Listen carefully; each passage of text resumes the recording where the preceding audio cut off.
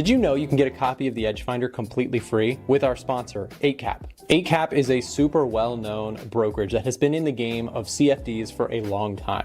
And if you are interested in switching your brokerage to 8cap, they can actually purchase a copy of Edge Finder on your behalf, making it completely free for you. This is an offer our team has worked out to make the Edge Finder a completely free to access tool if you move over your account to 8cap. Here's how this works. It's pretty straightforward. If you head over to our website, a1trading.com/8cap, you can explore this offer in more details, including all the terms and conditions. But basically, the high level idea is if you create an account through that specific page and you meet the deposit requirements, 8cap will effectively buy a copy of Edge Finder for you. Now, please note this is unavailable to US traders, but for my friends outside the United States who trade CFDs and you like the brokerage 8cap after exploring it on this page that is linked below, then maybe you consider taking advantage of this offer. We've had a lot of people do this and it makes the Edge Finder completely free, which is a hard price to beat, by the way. It doesn't get much better than free. And it's a win-win-win. 8cap gets a new client, you get a great brokerage, as well as access to our software, as well as other stuff on that page. You can get access to free memberships with us, Stockbox, etc. at no cost to you. You just move over your trading to 8cap. So the full details and terms and conditions can be found on this landing page, again, linked in the live stream chat or in the description down below. Please also make sure to do your due diligence to make sure that 8cap is a good fit for your trading and meets all your criteria for what you're looking for in a brokerage. On this landing page, you can explore the different product offerings that you get access to from our store completely free if you deposit certain tiers within this list. And the cool thing about this multifaceted offer is that even if you have a lower capital basis, why not move your account over if you like the brokerage, you like what you see there, and get something for free out of it. I think this is a really cool offer that they've set up with us, and it is sort of a co-branded offer by 8cap sponsoring A1 Trading. So check them out. Again, all the information can be found on that landing page, a1trading.com/8cap, or found in the description or live stream chat below. Thanks to 8cap for sponsoring. Now back to the stream. Today's the big day. We have got SPACEX. SPACEX is on the docket this morning. We've got a good number of people tuned in here today. It's going to be a big day. Once you get SPACEX trading publicly, and I did a little bit of research as to when it is expected for shares to begin trading, has anywhere between 10 a.m. to like 2 p.m. So I don't know exactly when the shares will be tradable.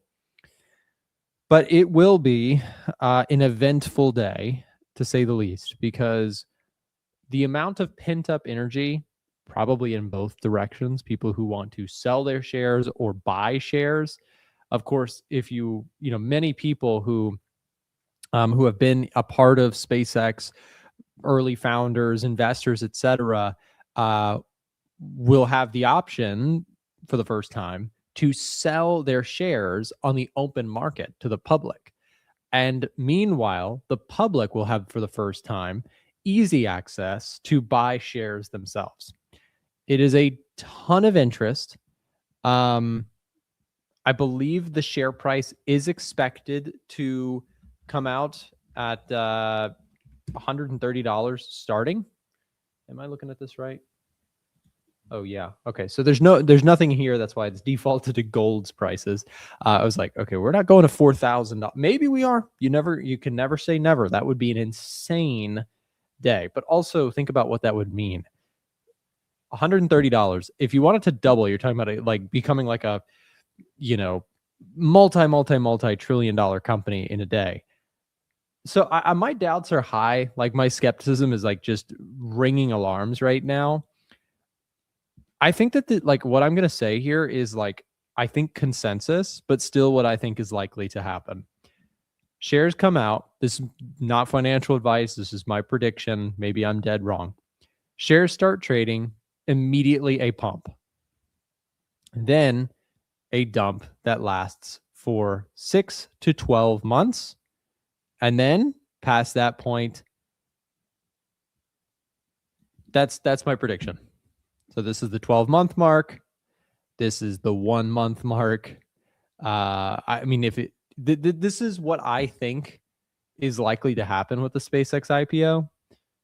I think you're going to have a significant amount of 10-year veteran investors who have owned the company. They own huge swaths of the company. My educated guess is that it's going to pump on initial offering. It's going to then be a dud for 12 months. And then I think it's a buyable stock. That's like my opinion on it. Do not do what I'm saying or take what I'm saying as financial advice. It is my dumb, worthless decision. Don't take any, like people are going to get hurt on this SpaceX IPO. People are going to short it. They're going to buy it. They're going to make silly mistakes because it's a huge it's a volatility event, right? And people love to just go like essentially speculate on what's going to happen. And it is speculation. Like it's a company that doesn't make money. And anytime you enter that territory, it's speculation to the max. I'm not saying that it can't be. I think SpaceX is going to be a beast. Like in the long term, I think it's a company that speculative, yes, but sort of like Tesla in the sense that they're doing something. They're entering a marketplace before other places or other companies. They are expected to take swaths of the space marketplace by storm. The question is, how much money is there to be made there? How soon can they make that money? How much investor capital are they going to burn through before they make that money? Meanwhile, there's three companies in one here. There is the actual rockets business, which is the super, unprofitable. Or I'm sorry. The launching satellites business, which is a profitable entity, I believe. Then you have what's the Starlink, which I'm using right now in my house. Starlink, profitable business, but then it's XAI, right? The AI super story is what I don't even know if people know what they are or not buying with SpaceX. Like the mega risk to it is that it's a cash burning company. A lot of these big businesses are XAI, OpenAI, Anthropic. In order to gain the market share, they're all racing to just spend like crazy to get users, corporations, enterprises on their platforms, right? And so what that means is they just burn money. And so here's my opinion on the whole AI thing. I continue to think, just from my little world here, I don't pay for data center build outs. I do pay for some subscriptions on AI related stuff, but my business has benefited leaps and bounds from AI without spending an arm and a leg. These companies are spending an arm and a leg building it. My opinion is that the companies using AI to leverage and scale their business, scale their efforts, scale their outputs, I think those are the real winners in the long story. That's my opinion. So I actually have a position in small cap stocks for the longer term that I like. I think it's IJR's ETF. Yeah, I have IJR shares that I bought during the April sell-off, the March and April sell-off. And this is doing phenomenal. But I think that like this has, to me, the story for AI is more attractive in small companies that are not necessarily the ones building the AI platforms, but rather the ones leveraging them. That's my take on it. Software companies, I also like for that reason. I am like A1 Trading, we're a software company. And we're leveraging it like crazy. Like it has helped us to take our tools to the next level. So that is my personal anecdotal evidence for why, they say invest in what you know. I run a software business. I'm in the content game. For me personally, I like the risk reward on the ones leveraging AI more even than the ones building it. So for SpaceX, XAI, Grok. Hey, I like Grok. I use Grok all the time. I'm still just not, for me, it's not something I want to go chase right off the rip. Do I want to short it? Not really. What am I most interested in today? I'm interested in how the market receives it. It's a huge amount of money that needs to be funneled into a new player at the table, SpaceX. Where's that money coming from? How does the market respond to this need for more money, especially when we have a lineup of big IPOs behind this, right? OpenAI and Anthropic. How does the market respond to this need for money, this kind of ever-growing shrinking of free cash flow for big businesses piled into paying and investing in build-outs, data centers, LLM stuff, right? My opinion, I'm a little skeptical. I'm a little cautious. Here's a look at where we are with the NASDAQ. NASDAQ, we talked extensively about this kind of study we've been doing. Swing high, swing low, about an 8% pullback. Could that have been the pullback that we are all going to get? Like, is that all we're going to get? Possible.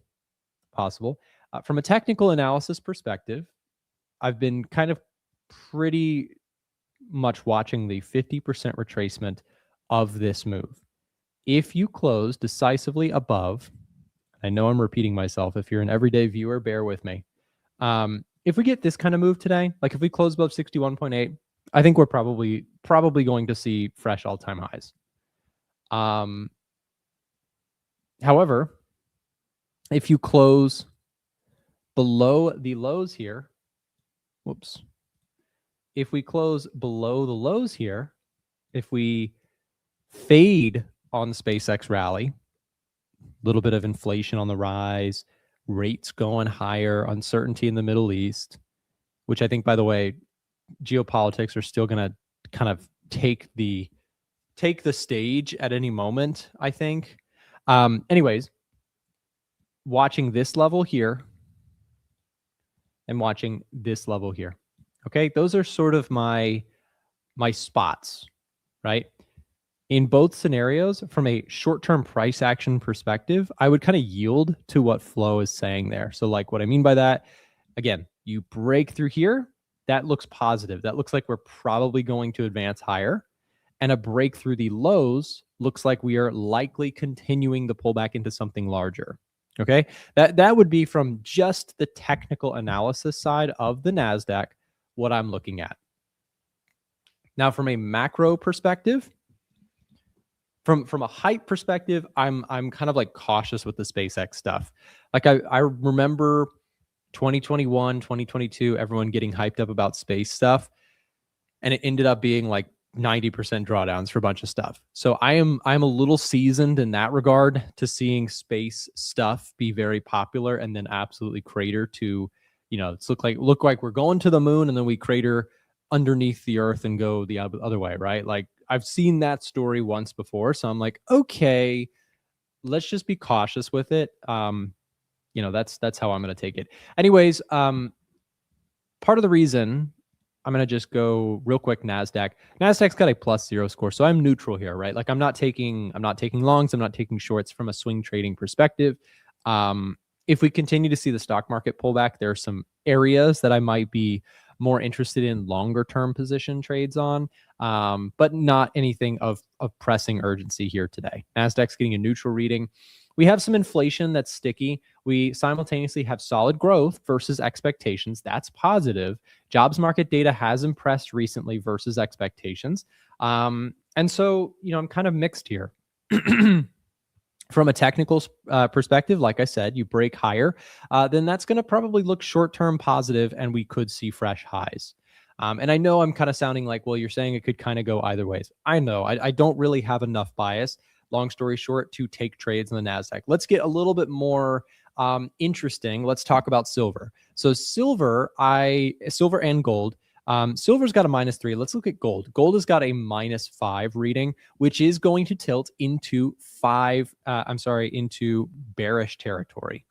So, by the way, check out this new layout we've got set up on the page. Hey, that kind of goes nice with Edgefinder. That purple color looks really cool. We are compiling some really cool prop firm tools for you guys, like free stuff to help better find the best current discounts, opportunities. We're building a comparison tool right now. Team is busy, but we're trying to put together some stuff for the prop industry is just taken over. We are trying on our side of things to help traders to find best current discounts. If you scan this QR code, it will take you to our website.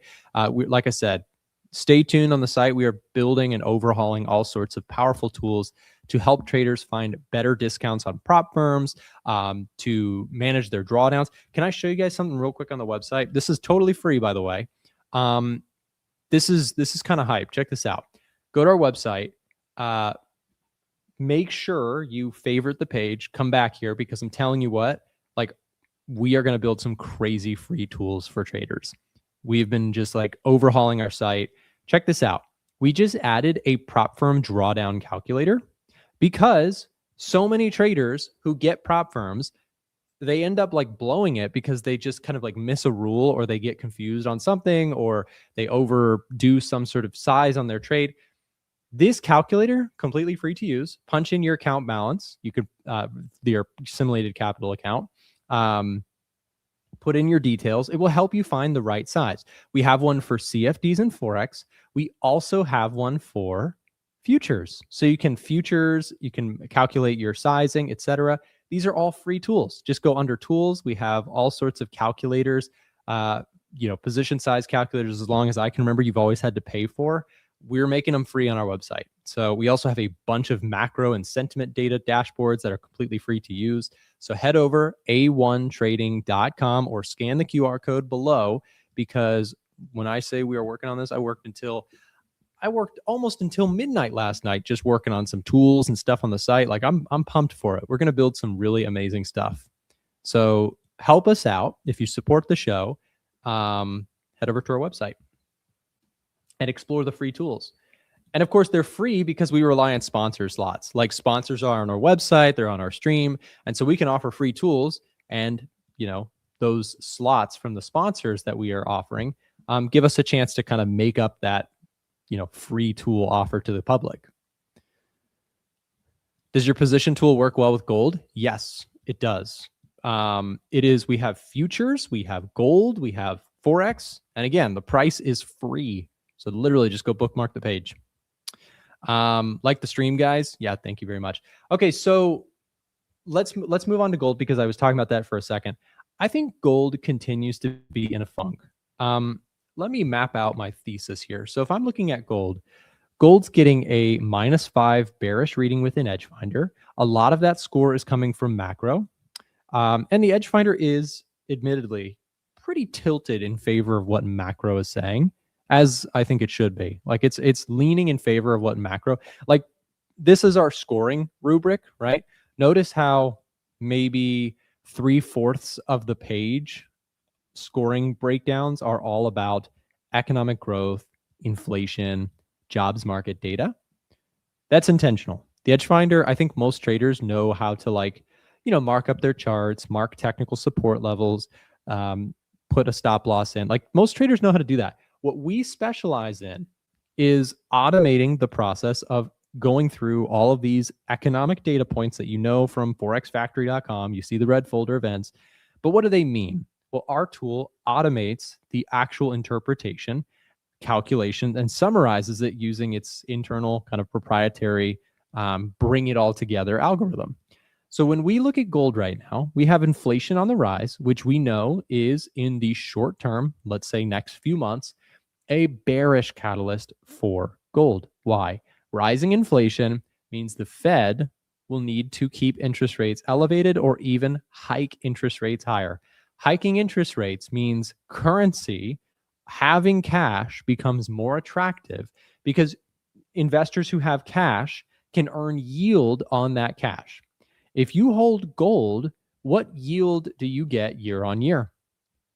Nothing. It is a rock. It's a metal. It sits in a drawer and does nothing. Now, granted, when interest rates are really low and you don't get anything for holding cash either, people run to gold, right? So when they cut interest rates, that's why gold goes crazy. People are like, oh, well, I'm not holding cash. Let me put it into gold. But then when the other case becomes true, when the crowd sentiment, when the crowd wants some sort of yield because dollars are going up in value because holding cash or putting it into savings accounts, CDs, US government bonds, like they're offering yield. Like you can go get 4, 5, 6%. Like if you can get a yield on your cash, that becomes a more attractive offer than buying metals while they continue to sink lower and lower and lower. Does that make sense? Does that concept, because that really, I explain that almost every day because people always have that question. In fact, I've had people really mad at me in the past. They're like, Nick, you're wrong. You don't know what you're saying. Inflation is good for metals. Yes, if you're looking macro long term, yes.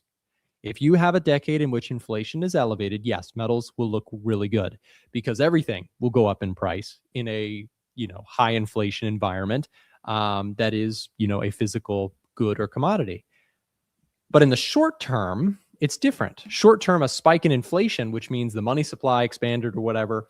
In the short term, the Fed goes, oh, rate hikes. And rate hikes make all that the tightening around currency dramatically go the other way. And remember, gold loves a good money printing story. Money printing story, that's amazing. That's exciting, right? Not a money printing story, the opposite makes gold less attractive. So anyways, I do still maintain for now, with rising inflation, rising interest rates, economic growth that seems decently better than expected. Now, again, another one that triggers people is when I say the economy is good. I'm not saying the economy is in stellar condition. What I'm saying is that the jobs market and the economic growth data that we monitor has recently been beating Wall Street estimates. That's all, right? We don't care about necessarily now. If you're a long-term investor, this is where we want to look at the actual values, right? Where is inflation at, et cetera. But if you're a trader, you want to look at the actual data versus the forecast. So you say, well, okay, manufacturing and services PMIs, which are forward-looking indicators of the state of the economy in services and manufacturing, they have recently been beating expectations. Check out your surprise column here. Positive surprises versus expectations. That is positive in terms of the dollar. So how does that impact gold? Not so good, right? So I lean more on the bearish side of gold. Of course, you can select anything from our list here. We've got US dollar continues to look strong in my view. We are sitting at a support level though. So from DXY connoisseurs out there, we're watching to see how price reacts here. Yesterday, you had a big turnaround on geopolitical headlines. Trump saying, basically, we're going to not do the attacks that he had said he was going to do, reversing that order or postponing it to see if there's going to be another round of negotiations or whatnot. Anyways, the dollar in the response to that dropped sharply, but is still sitting at a support level. I think if you watch NASDAQ, if you watch gold, et cetera, the dollar right now matters a lot. Because if the dollar blows out through 100.5, it's going to be a pain point for investors in precious metals and in stocks. Okay. So if you're watching stocks, keep one eye on yields in the dollar. Yields generally continue to trend higher. Although we did get a sharp push lower. I think if you break these lows, that starts to show a little bit more cool off in the rate hike story. But right now we do still see supported yields for the most part. Suggesting higher yields suggest rate hikes. They suggest, a tightening in monetary policy, which is historically not a wonderful circumstance for stocks. That being said, NASDAQ, like I said, very, very strong rebound yesterday. We are keeping an open mind. We are currently sitting between the 61 and 38.2% retracement of the big drop, right? So you had the big drop. We've recovered. The question is this a up and over type of situation like we discussed earlier in the stream, or is this a down and out, right? Are we going to see the follow through here? And again, I don't really have a strong vindication one way or the other on the NASDAQ right now. When I go to my macro scanner, kind of mixed here, right? Inflation's on the rise, economic growth is strong versus expectations, and jobs market data is better than expectations recently. The non-farm came in 172 versus 85K expected. Weekly jobs claims were a little high. That was not as positive, but ADP and job openings also beat expectations. So we have a situation where, okay, you have some mixed macro, slightly positive for stocks, but really what's holding us down is the technicals look a little bit mixed and sentiment We saw institutionals doing some selling, as well as mixed positioning overall. Just a real quick check on the crowd sentiment also. Let's just look at our put call ratio here. Yeah, so put call ratio came back in a little bit. We went from seeing a huge preference for buying puts, bearishness, to now a little bit more neutral. So I would also watch for the other extreme now. Like if you get this move where people start to get euphoric buying calls like crazy again, I would actually take that as a possible, moment that the bears would step back in. You've had a nice recovery in sentiment naturally just because of the one-day big up move. So I would just keep an eye on that. The last few days, we had seen huge put demand as we entered into the low point. Interestingly, so often is the case, you get these big, really sharp one-day moves lower. Everyone runs to the put side. They buy puts, right? They bet against the market. And that oftentimes in the short term causes some kind of reversal in sentiment very quickly, right? So now I think everyone bought puts, betting against the market. It's going to go lower. Oh my gosh, we're going to die. And then boom, one day. And a lot of those puts just get like waxed. They just get wiped out. It doesn't necessarily mean we're shooting through the highs. That's not what that signal is telling you, I think. I think it's more like, okay, that's going to flush out some of the weak hands, if you want to call them that. And I think that where we go next, like now that you've kind of had that flush out, the question is, where does the strength lie next? Again, we're keeping an open mind because I don't have a strong preference on NAS right now. Where I do have strong preference, as I've discussed, is the metals. I continue to think that they probably move lower. Unless you get some sort of announcement of the end of the war, then it's kind of like, okay, we've got to totally reset. And when I say announcement of end of war, what I mean is both parties, both sides acknowledging and signing or agreeing that the war is over, right? Not this one side says and then the other side says, but rather kind of all in one. Guys, we've got 655 people watching between all the different locations we are streaming right now. If you're enjoying the show, do us a huge favor here. Hit that thumbs up button, subscribe. SpaceX IPO today.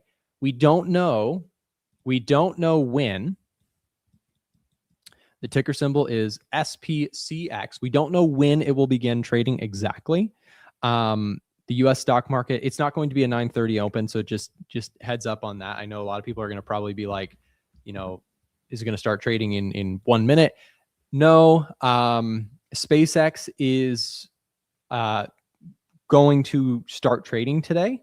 We just don't know exactly when. So I imagine a lot of you guys who are watching the SpaceX hype are going to have this symbol up all day checking it, like I will. But yeah, we are going to probably see it somewhere in the next few hours, 10 a.m., I think. Someone says 10 a.m. Does anybody have info on that? I believe, I think I saw like 12 p.m. or 1 p.m. So we'll see. How's your silver position? Yeah, it's going all right. It's going all right. We've got, I'm still short. I'm shorting, as of a week and a half ago or so, still in the position. If we break through this level, it's time to call it quits. We had obviously the big one-day rally off of the enthusiasm that the Iran strikes from the U.S. were not going to be followed through on. That, of course, excited the metals because it's like, okay, oil's not going to blow out and become a big inflationary problem, or at least that's the probabilities changed. So we saw silver and gold both rip last night or yesterday evening on that news. And then now the question becomes, where to from here? I think you have resistance overhead. I generally still favor the downside in metals, but I'm open-minded. So if we rip through this level, I take profits on the trade and I'm all out. Let me just see if I can show you the P&L on that. I'm going to pull it up on my broker on my other screen here. Where are we? Okay. Hold on. Getting my P&L thing just so we can check on the, I've been showing the P&L throughout the whole process. So I'm going to try and stick to my okay, does that work? Yep. Okay. Yeah. So at one point, this position was up $20,000. At this point, it is now up $15,000. Prior to this SLV position, we had a gold position that I lost about $5,200 on. So full context is key. I think being transparent is cool. So I lost like $5,000 on a previous gold short. I am now sitting in silver shorts that are working out really well. And even if this position does not work from here, meaning like, let's say it completely starts reversing course, then I'll still walk away with a really nice profit. So I'm in a win-win circumstance with silver. If we roll over though, if we see, some kind of big moves today in a negative fashion in terms of silver and gold, but also SpaceX has potential to move everything. And also the Iran stuff. Like it's very hard to know exactly how that's all going to play out. But anyways, yeah, I have an open mind. If we break through structure, I'm out of the trade, taking profits on that. By the way, guys, if you're looking to get funded, check out the QR code that is below the screen right now. We've put together a list of really great offers and discounts that we are finding from our sponsors. So explore it on our website, scan that QR code, and our discount codes will get you some nice discounts on various props. So check that out. Guys, up next, we have Bloomberg News earlier stated 10 a.m. Okay.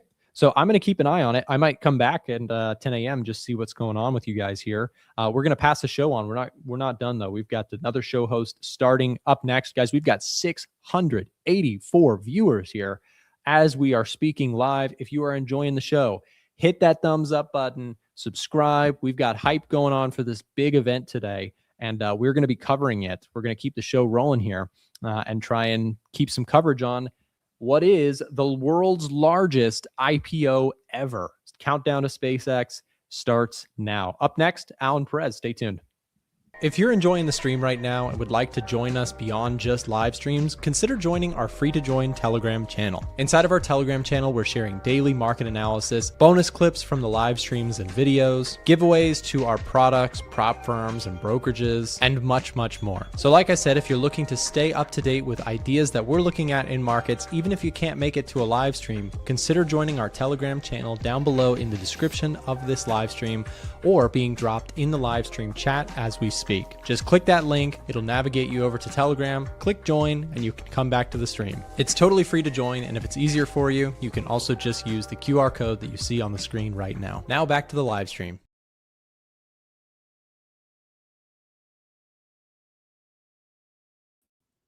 My apologies, mic is muted. Good morning, everyone. Good evening, good afternoon, wherever you guys are watching. We have a lot of new viewers here today. I'm seeing the chat. I'm seeing some new viewers here trying to ask questions on gold and stuff like that. So I'll definitely make sure to go ahead and address that for you guys.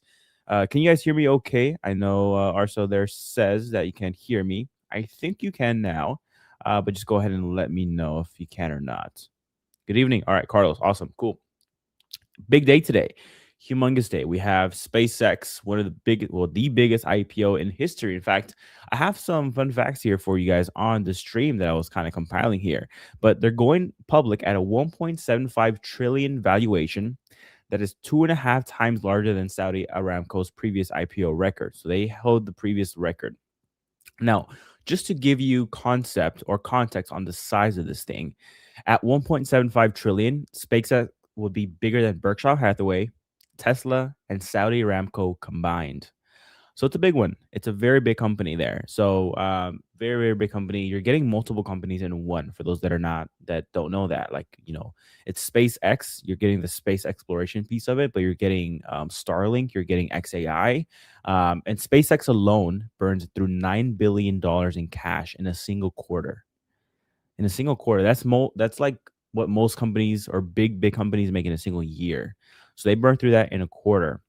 So yeah, very, very big company, lots of cash being spent, but a very big mission, a very big goal to achieve. So very, very cool. They are not trading as of yet. So usually there is a ceremony to be taking place, and then you can start trading SpaceX. So as of now, you can't trade the asset. I actually looked on the NASDAQ here to see, or not the NASDAQ, I'm sorry, the ticker SPACEX.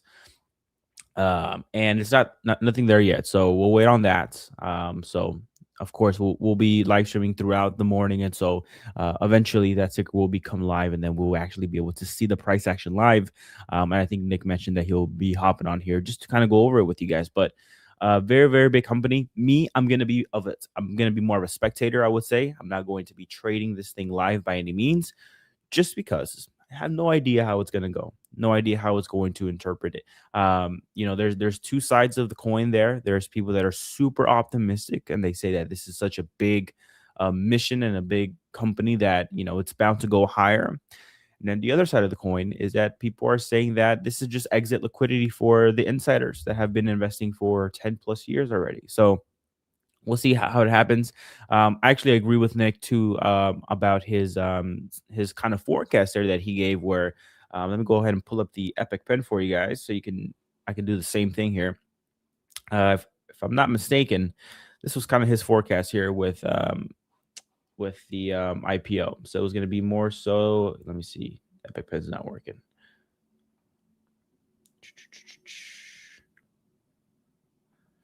It was going to be more so like a little bit of a pop, correction, and then you start trading higher. I kind of think the same way as well. I think that. So I'm going to be watching. I'm going to spectate. It's going to be fun to watch nonetheless, whether you're trading it or not. So that's kind of what I'm looking at. But let's go ahead and start looking at, other trade setups while we're waiting here. Let's look at some other asset classes. So let me go ahead and catch up here with the chat here. Good morning, everyone. Good to see all the regulars in here. Awesome. Burn says, sell everything but SpaceX. Either we go to the moon or kaboom. Kablow. I don't know, man. There's a lot of people, I'm sure, Bren, that are on that boat. They're willing to go all in on SpaceX.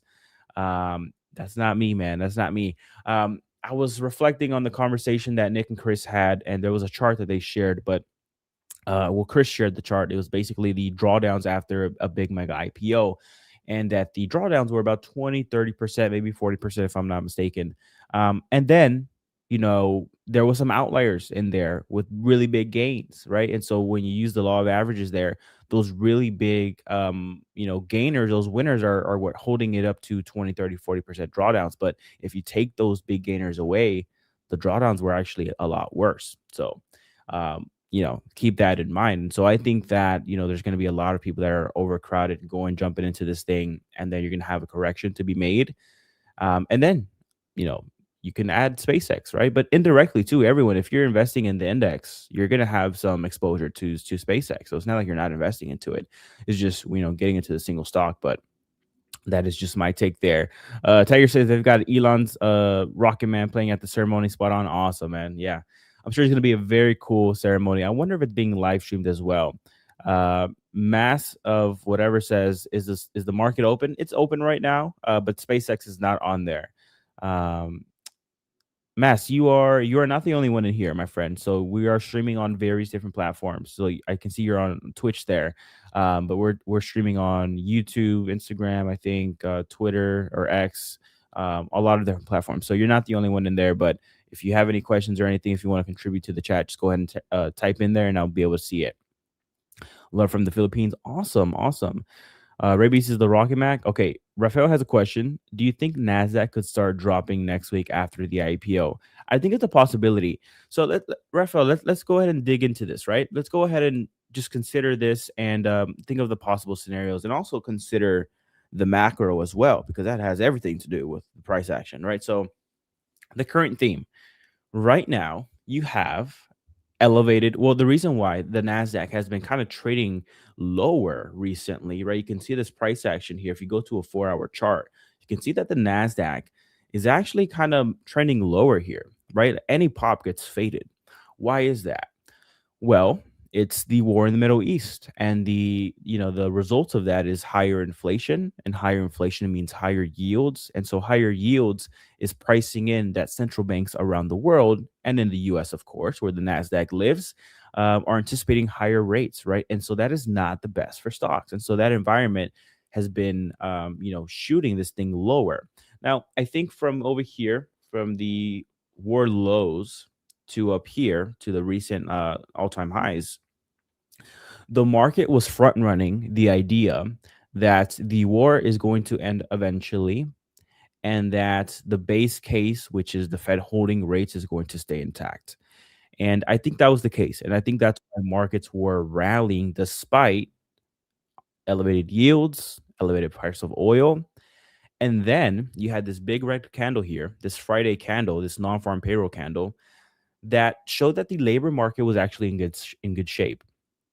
And so that spooked the market because they had to now realize the fact that the Fed can raise rates if they want to, right? So if we reflect back to the later part of last year, right, the Fed had the inflation problem. You know, it was one thing on their mind. However, they have a dual mandate, which is stable prices and maximum employment. And so because the labor market was not as strong, that was a risk for them. So that is why this time around, the labor market taking care of itself actually gave the Fed a green light to go ahead and hike interest rates if they need to. We've seen some inflation figures in recent times that inflation is definitely elevated, and so that's only added to that story, and that's why you're seeing some recent price action and equities trending lower. So to answer your question, do you think the NASDAQ could start dropping next week? Well, I think that if the IPO is like lackluster or whatever, or it's just whatever, if it doesn't have a huge influence on the NASDAQ, and we just consider and remember the current landscape that we're operating in, which is higher yields, higher inflation, then I think that the NASDAQ could continue its momentum to the downside. Now, you do have another thing that you have to consider, which is the war in the Middle East that is now up in play, right? You do have essentially headlines, which we've gotten them many, many times over. So take this with a grain of salt, but you've had headlines that are saying, the war is over this time. Right, we have agreements, and they're going to meet in Geneva on Sunday, and they're going to sign something. If you were to get something like that, well, then I think there's going to be some risk appetite, and so that plus the SpaceX IPO could take the NASDAQ higher. So in summary, I think that if you have no end to the war, right, it's just the same old thing we've been seeing, then I think NASDAQ is lower. I think so. And also just considering that if the SpaceX IPO doesn't hold it up too much, I think NASDAQ is lower. However, if you get a resolution to the Middle East, if you get yields lower, the dollar softens a little bit, then I think NASDAQ is higher. So just remember that it's I try to keep it as binary possible, but if you see yield, oil, and dollar stronger, probably weak NASDAQ and the S&P, vice versa, strong NASDAQ and S&P. So just keep that in mind. Cheryl said, saw a post on SpaceX. I'm sorry, I'm getting to this late. Cheryl saw a post, the SpaceX IPO will be quoted at 9:50 a.m. today and will begin trading at 10 a.m. Okay, wow. So very, very soon here, guys. So we'll definitely, as you guys are watching to the stream here, you'll definitely be able to see that price action. So please stick around. If you have any questions or anything, always feel free to put them in the chat and we will do our best. Simo, actually, great question here. I was going to get to that. Did I close the trade or not? So update on the trade here. I got stopped out of Eurodollar and silver. So with silver there, I was not filled in at the best price like I was Nick, right? So I think Nick is filled somewhere over here. I was filled over here. So I definitely got stopped out there. I was able to manage. Well, I didn't get stopped out. I saw what was happening. I was able to manage my risk and reduce the losses a little bit. So I'm out of silver and the euro. Now, I added a little bit of a hedge, which is a little bit counterintuitive, which is long gold at very, very low size here. You can see 0.06 loss. So low size. And I have my stop losses right below these lows here. This is just a hedge. And I'm not saying that I know this is going to happen because I really don't know. But again, I want to make sure I'm covering all things, right? This is a hedge that if you do get some kind of a resolution to the war, then I can participate in gold appreciation. I think personally that if you get the end to the war, you will see what you saw yesterday, which is yields start to drop. You would see the dollar soften, and I think that would benefit gold. It would benefit anything against the dollar, and it would benefit equities in the short term. I think in the long term, you still have the inflation story that needs to get under controlled. And so at that point, any rallies I'm looking to fade. So I know it sounds kind of weird, right? I'm putting on this hedge, but it's a very short-term hedge, and I'm looking to flip positions. I understand that, but just kind of my thought process there. Same thing with the euro dollar as well. I was able to manage those losses very, very quickly there. And we are now at another level of resistance. So we're going to see what happens, come Sunday. If you have no resolution, I'm going to continue with my same old trade that I've been doing in the past, short dollar, and just keep milking that trade until it no longer gives me anything.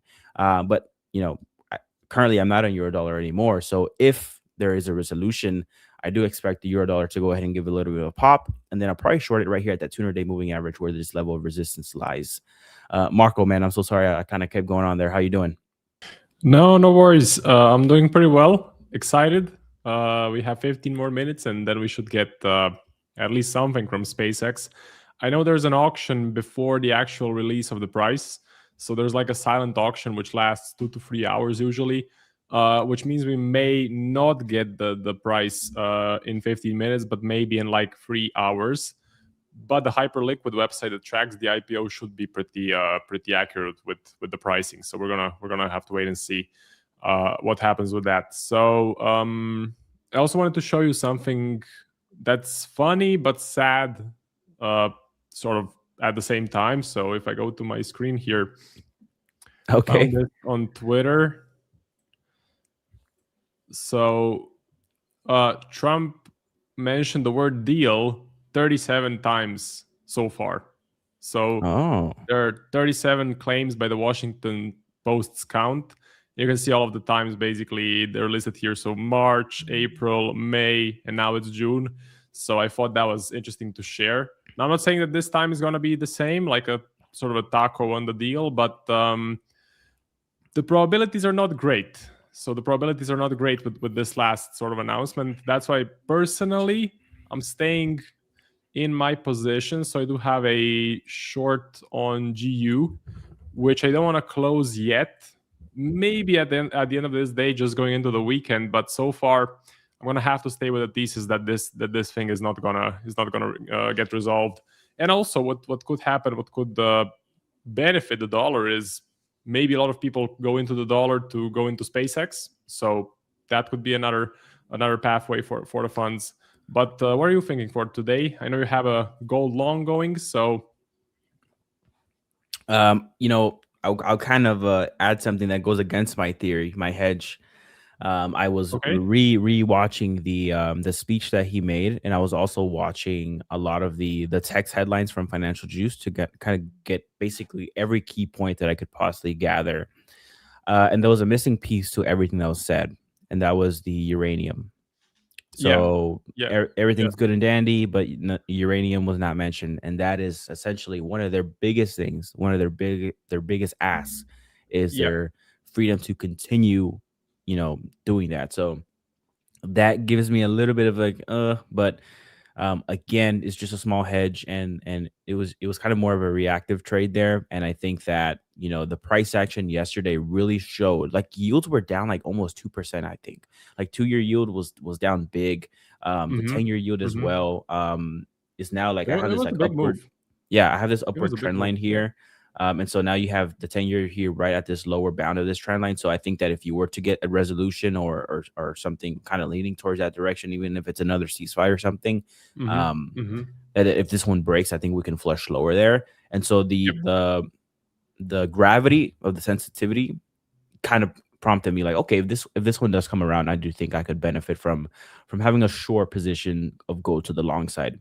I was telling the viewers here, I'm sure you heard it as well, but this doesn't change the story. So although I'm trying to catch a small pop in the metals or some softness in the dollar, I think that long term, you still have to really consider what central banks are doing across the globe, who's more aggressive in reducing rates and who's not, playing that game. Because the inflation is not just going to drop when the war stops. It takes a lot of time. It's very, very lagging. So you still have to navigate that. So that's just kind of the framework I'm operating in. And the main thing I can go with is the price of Brent. So the price of Brent oil, which is still staying on that level of support, hasn't really dropped more than that, which to me personally is the main indicator that people are not yet convinced. If they were convinced, I think that level would break. So the level on Brent. And of course, we think that that's the main catalyst why inflation is running hot, especially in the US, let's say, because the oil prices are staying elevated. And as long as they stay elevated and the strait remains closed, officially closed, I think that the scenario is the same. So central banks hike, and we get hawkishness all over the map. So buying the dollar, and of course, sort of a top in equities. I think I think that still could be the main theme, and that's how I'm positioned at the moment. Now, I'll be kind of upfront here, Marco. One thing that is going to be tricky for myself is that yesterday was a very reactive day. You had ECB fund rates repricing, so in the UK as well. The UK's rate hike odds went from like a 40% to like a 20 or 30% ECB as well. They were pricing out those rate hikes. So it was a very reactive day in terms of odds being priced differently.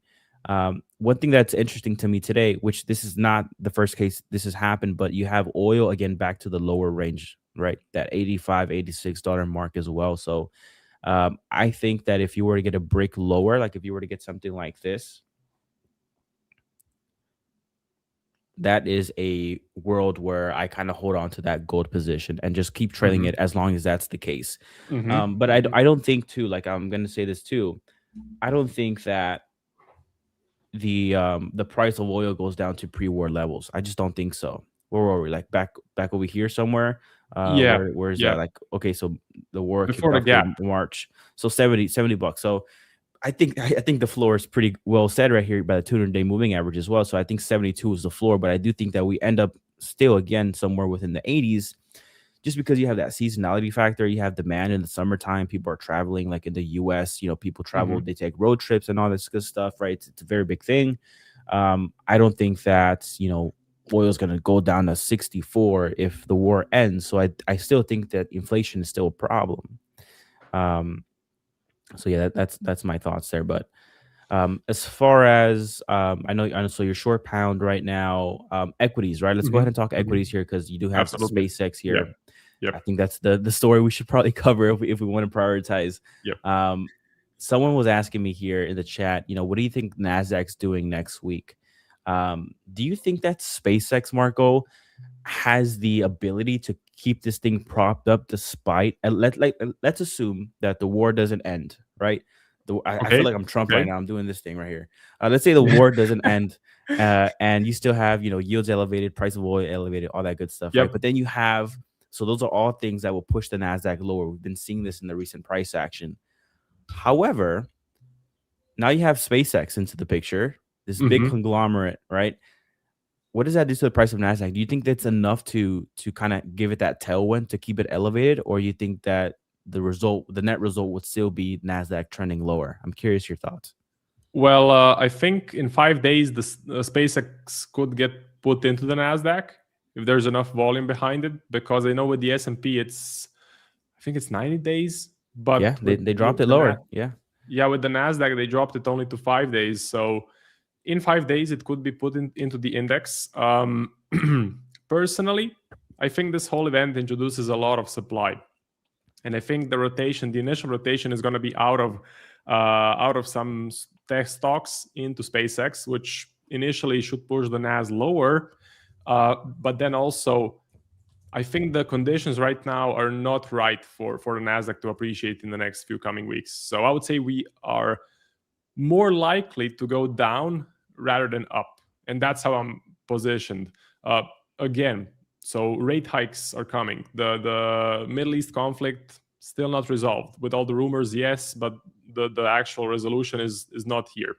You have a lot of retail hype around the tech stocks, which is not a good sign. If you look at the institutions, if you look at the edge finder, you look at the COTS are getting out of the NASDAQ. If you look at the retail is piling in.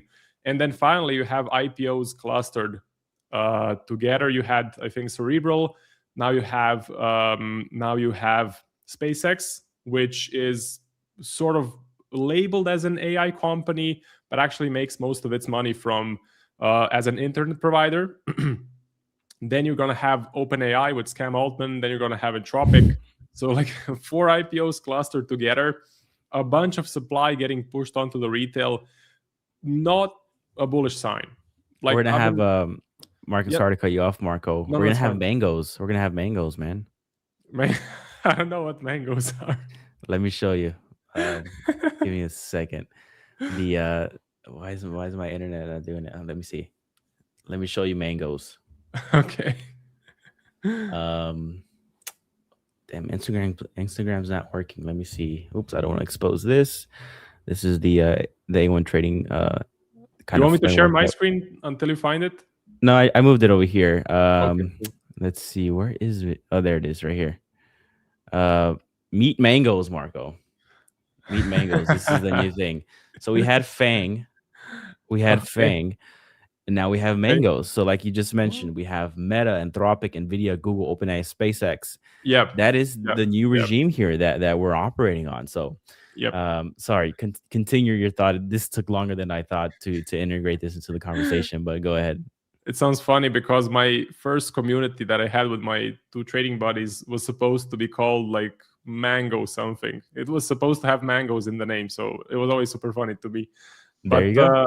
yeah, that's super interesting. But that's my conclusion. So I think most of the catalysts are pointing bearish. And what I wanted to say, so I've been reading again the new Market Wizards book, and all of the guys in there, it's pretty fresh. Their commentary is pretty fresh, and they're all saying like, look, the current market conditions are really not so great, not so bullish for stocks compared to, let's say, 2020 and 2021, when you had sort of rate cuts, you had massive liquidity being pushed into the markets, money supply expanding, stimulus checks. That was a whole different environment. So right now, a lot of the pros, the veterans, are saying be careful, and I'm definitely trying to listen to those guys. But what do you think? What do you think about it? About like SpaceX in particular? No, the NASDAQ in the next 1 to 2 months, let's say. Okay, the general NASDAQ in 1 to 2 months. Oof, I think you're gonna see a lot of noise right now, like up front. Okay. Yep. But 1 to 2 months from now, it really all depends, Marco. Like it really depends on and I guess the viewers are gonna hate this answer because I'm gonna say it's gonna go either way, but it really depends on kind of the landscape that we're operating in, right? Like if you have like liquidity tightening, you have a higher rate environment, it's more restrictive, inflation is a big worry for the everyday people and stuff like that. I think that the NASDAQ will probably just chop around similar to like gold, where like it really topped and then it's kind of just range bound, kind of drifting lower there. But if you get the end to the war and then you add all this like excitement to the market, right? You have mangoes coming into the picture. I think the NASDAQ has a lot of room to run it. I know a lot of people say that, there's an AI bubble and it's about to pop. But imagine if you have, the Fed intention to go ahead and lower rates, and then you have strong fundamentals underneath the US. I mean, you got growth is solid, the labor market's solid, and then the prospect of inflation cooling down. And then you have all of these shiny objects here that you're able to participate in. You got the mangoes. I think that, the bubble is probably halfway full then at that point. I think that maybe it pops way over here somewhere. I don't think that it has to pop right now per se. So I think it's really contingent on the kind of landscape that we're operating in. Is it higher rates? Is it more restrictive? Is it more like, you don't want to add too much risk because you got things going on in the Middle East and everything like that? Or if it's just a very, all that's behind us now, we can have a great summer and start investing and go crazy, right? I think it really depends on that. Yeah, essentially it's all connected with the Middle East, right? Because indirectly, everything is directed to that. So yeah, I think like in the last 3-4 months, whatever you were trading could be impacted by the Middle East. Essentially, the stop loss or the take profit could be hit because of another development in the Middle East stuff. And let's talk about the opposite end of the spectrum too, right? Where we keep saying, me personally, I'm going to admit this, I keep saying like, okay, if the Middle East ends, if the war ends, well, what if it doesn't, right? We already saw what happened on Friday, that on that NFP candle, when it basically confirmed the Fed is able to hike rates if they need to. If you see more of that, right, where the VIX spikes, yield spike, correlation goes to 1, then where's all the cash? The cash is not going to go into Anthropic. It's not going to go into SpaceX. If correlations are going to 1 and everything is selling off simultaneously, there's nowhere to go but to be in cash. And so that's another thing we have to worry about as well. Like if things escalate on that front, well, that's definitely going to hurt the NASDAQ, right? So I think you have to be aware of everything. Absolutely. But Yeah, I would say if you do get a resolution, it's gonna be massive euphoria. I mean, just look at yesterday. So we got a massive candle. It's a really big candle, really big bullish candle, and it was just another rumor. So nothing was confirmed on Iran's side. But if Iran confirms it, then you actually get a deal. I think that could be explosive and bring another leg up. Let's say, I think George Soros said, so the best time to participate or to go long is right when the bubble starts sort of going up exponentially. But the hardest part is buying into a bubble because you know it's going to burst sooner or later. So it's contradictory, because as a trader, you know that this is not sustainable, but also the best profits are made if you can just buy at the right time and hold it through the bubble. So another leg up could absolutely print. And in that case, I would most likely go back into equities if we get another leg up. But I would say that one last leg up could be the final one. So the top is somewhere near. That's how I'm feeling the markets right now, from all of the readings that I'm doing and from the traders and the veterans. The question is, has the top been reached, or do we go up one more time? That's at least my opinion, right? No one ever knows, and it's easier said than done. But in trading, sometimes you have to buy high and sell even higher, right? And and just kind of like what we've been doing with the dollar, which is just milking that cow until it no longer gives in, right? So I got stopped out yesterday, but again, if the war doesn't end, if you get nothing on Sunday, I'm going to just re-enter the dollar long and just continue that wave until it no longer gives me anything anymore, until something fundamentally changes. And our win rate is usually, or my win rate is 45 to 50%. So I'm right less than half of the time. The key is, of course, when you lose small, but when you win big. So you don't even need to be right more than half. You just need to hold the winners through. So yeah, whatever happens, like I'm positioned currently long on the dollar. I think there's a 50-50 chance we get an actual resolution. But if that dollar does appreciate more, I'm going to make, let's say, 2 or 3%. And if it loses, I'm going to lose 1%. And that's basically trading. So finding that reward to risk with the trade and not focusing on the win rate too much. And have a game plan too for when you are wrong. I think that's where a lot of traders also fall short, is like they have this idea, they get married to the idea, but then if it doesn't go wrong, well, what do you do after that, right? And that's when you start getting into like revenge trading or going on tilt, because you don't know, you're making bad decisions. But let's say the war does come to an end. What's the game plan after that, right? Because we're so focused on long dollar. Well, my game plan, me personally, I'm going to probably get a little bit of that gold action, right? A little bit of a pop in there, see how long that will last me. Just because I do think that, I mean, gold saw a 3% update, I think, yesterday, if I'm not mistaken. It was very reactive, or maybe I'm wrong here, but it was a nice pop. It was a nice 4.6%, 4.6% on gold. That's so nice. It was nice, right? Very reactive. So I want to ride that if that does happen. And again, you just have a game plan for what happens after. Yep, absolutely. So has it been market open in New York yet? I think it has, right? It's 9:03. Very, very, very quiet open, I would say, Marco. It's they're pretty flat on the day, so nothing much going on there. But I did notice here that I did go over my segment here by 3 minutes, so 4 minutes. So I'll go ahead and let you to it, man.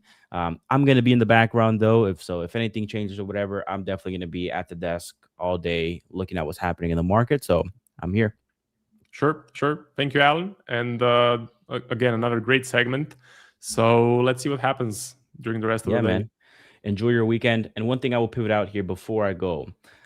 This environment that we've been trading in is very, very tricky. Let me go ahead and put my screen up here. So I know we have a lot of new viewers on here, so I want to make sure I'm talking to you guys. But the market that we've been trading in has been very, very tricky. But it doesn't have to be tricky. So if you want to, start implementing technicals, of course, fundamentals and sentiments, go ahead and consider getting the copy of the Edge Finder. It's a tool that I use personally to make my trading decisions. Marco as well. Absolutely. It makes it so easy. It integrates everything for you, all of the relevant data points that move an asset class. It does it for you, and it gives you a read. So it takes everything into consideration, and it gives you a bullish or bearish reading. Marco, myself, and Nick as well have been participating with long dollar, right, during this whole environment. You can see here that on the top left of my screen, you can see dollar is getting a bullish reading. So the Edge Finder is telling us that we are in the right direction as of now. As things change, the Edge Finder would go ahead and flip that score and tell us something different. So for those that are curious about the tool, go ahead and consider buying it. We'll probably drop a link there in the chat so you can explore it. And we also have a free Discord and Telegram as well, where you get free value. But that's my little pitch there, Marco. I truly stand by the product. It has paid for itself many times over. So definitely consider buying it. Use code Marco or Aspire, whichever one, doesn't matter. We'll split it either way, just to help us out. But yeah, definitely add this into your trading. It's a game changer. Absolutely. All right, man. Take it easy. Have a good weekend. You too. See you. Okay, so let me bring up the chart.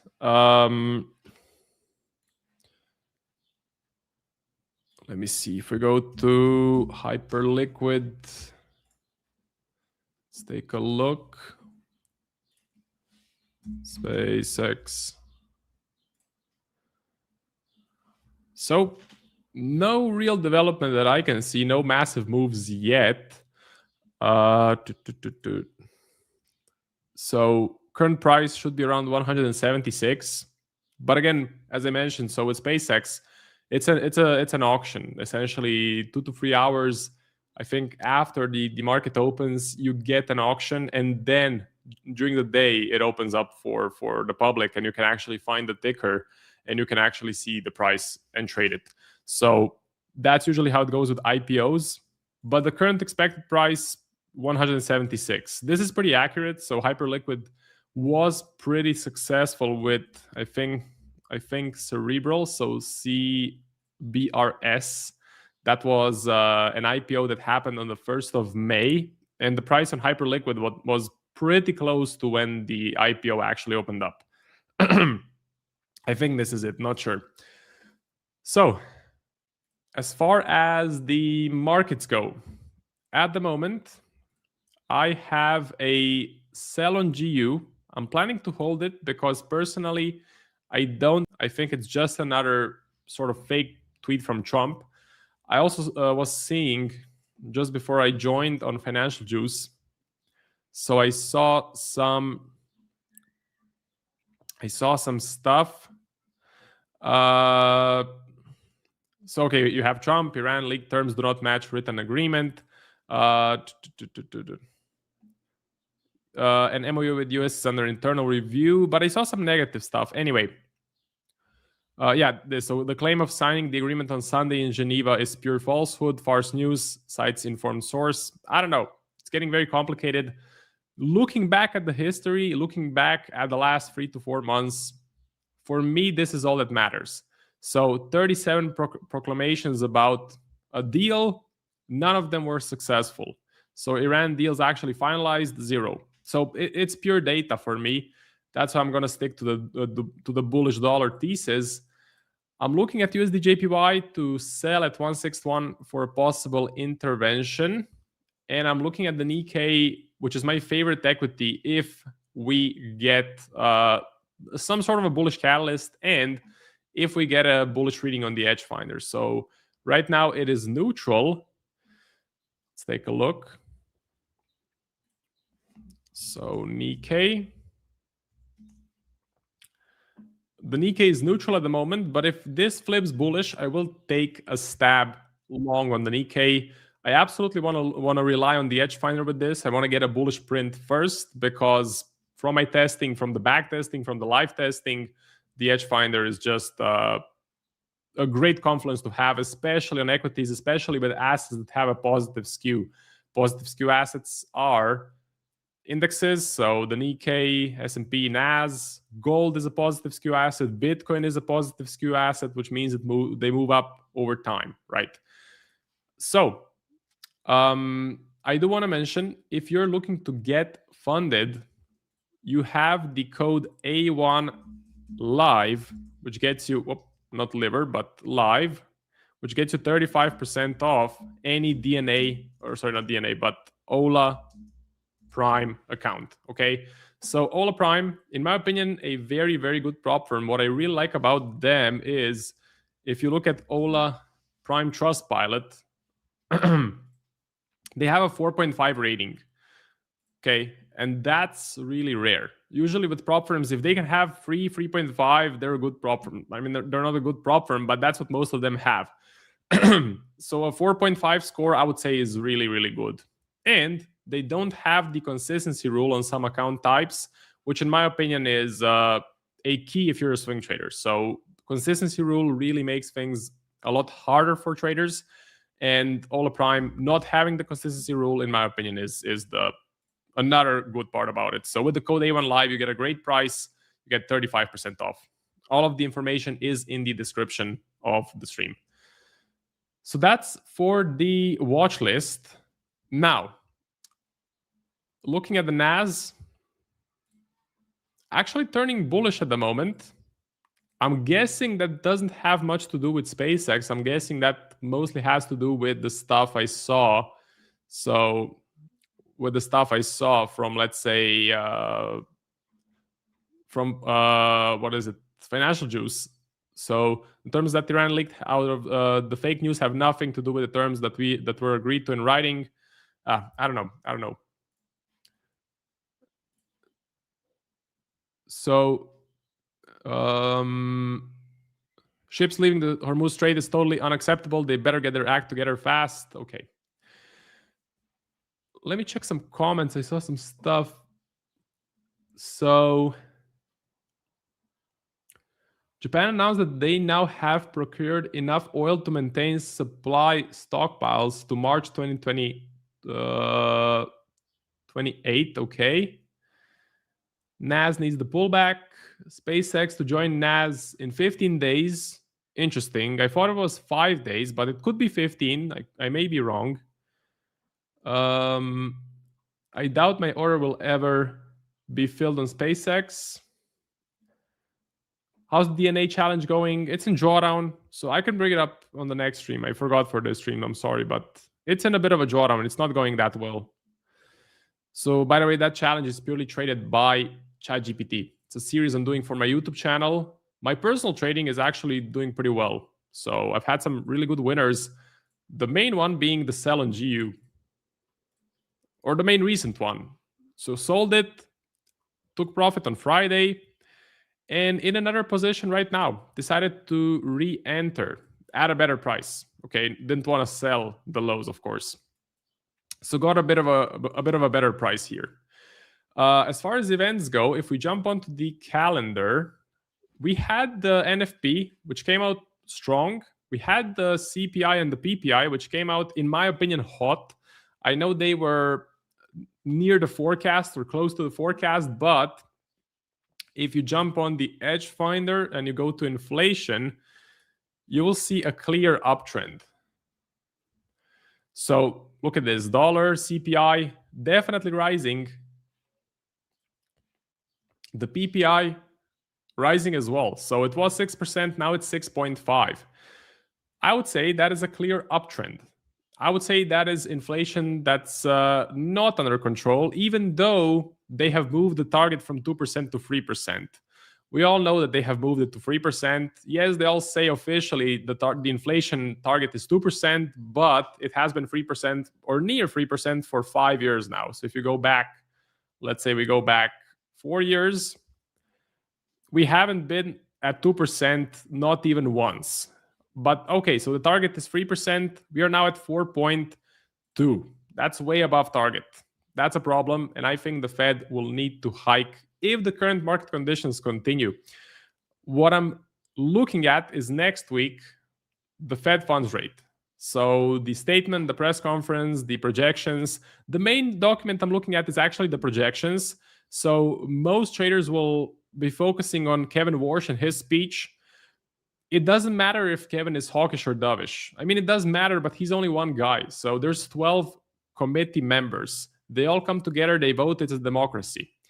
What I'm looking at is the economic projections document. Now, that document, that's also called the dot plot. That document will tell you the positioning of the 12 committee members.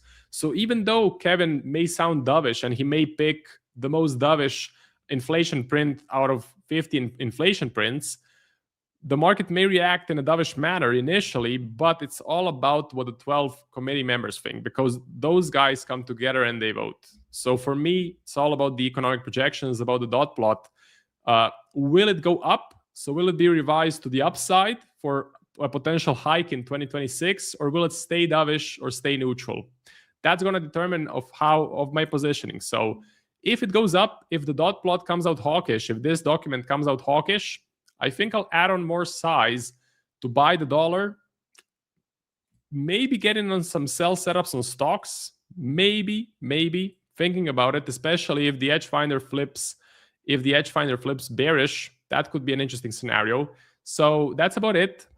We have the next guest coming in, which is going to be James. I wish you good luck in the markets. Have a great weekend, and you can catch me next week on Monday. I will be streaming pretty much every day. The SPACEX IPO, and I wish you all the best. See you. What if I told you you could get a copy of the Edge Finder completely free thanks to this live stream's sponsor, 8cap? 8cap is a regulated brokerage that has a special offer for viewers of our channel here, and I wanted to tell you a little bit about how this offer works. There's really only 3 simple steps to setting up a free copy of Edge Finder through our partnered broker, 8cap.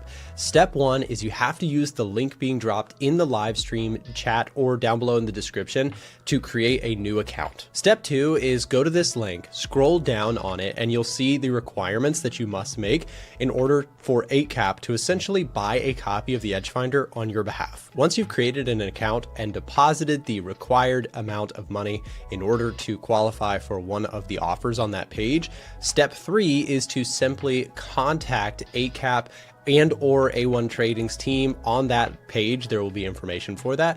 And then we will be able to essentially grant you access to our tools completely free, bought and paid for by your new brokerage, 8cap. Unfortunately, 8cap does not accept US traders. However, if you're outside of the US and interested in exploring this offer in more detail, again, like I said, we'll have that link in the live stream chat or in the description down below. Alternatively, you can just head over to a1trading.com/8cap. Thanks to 8cap for sponsoring today's show. Now back to the content. Probably unmute myself. That would be a good idea. How's everyone doing? Happy Friday, ladies and gentlemen. Let me sort my camera out here. There we go. How's everyone doing?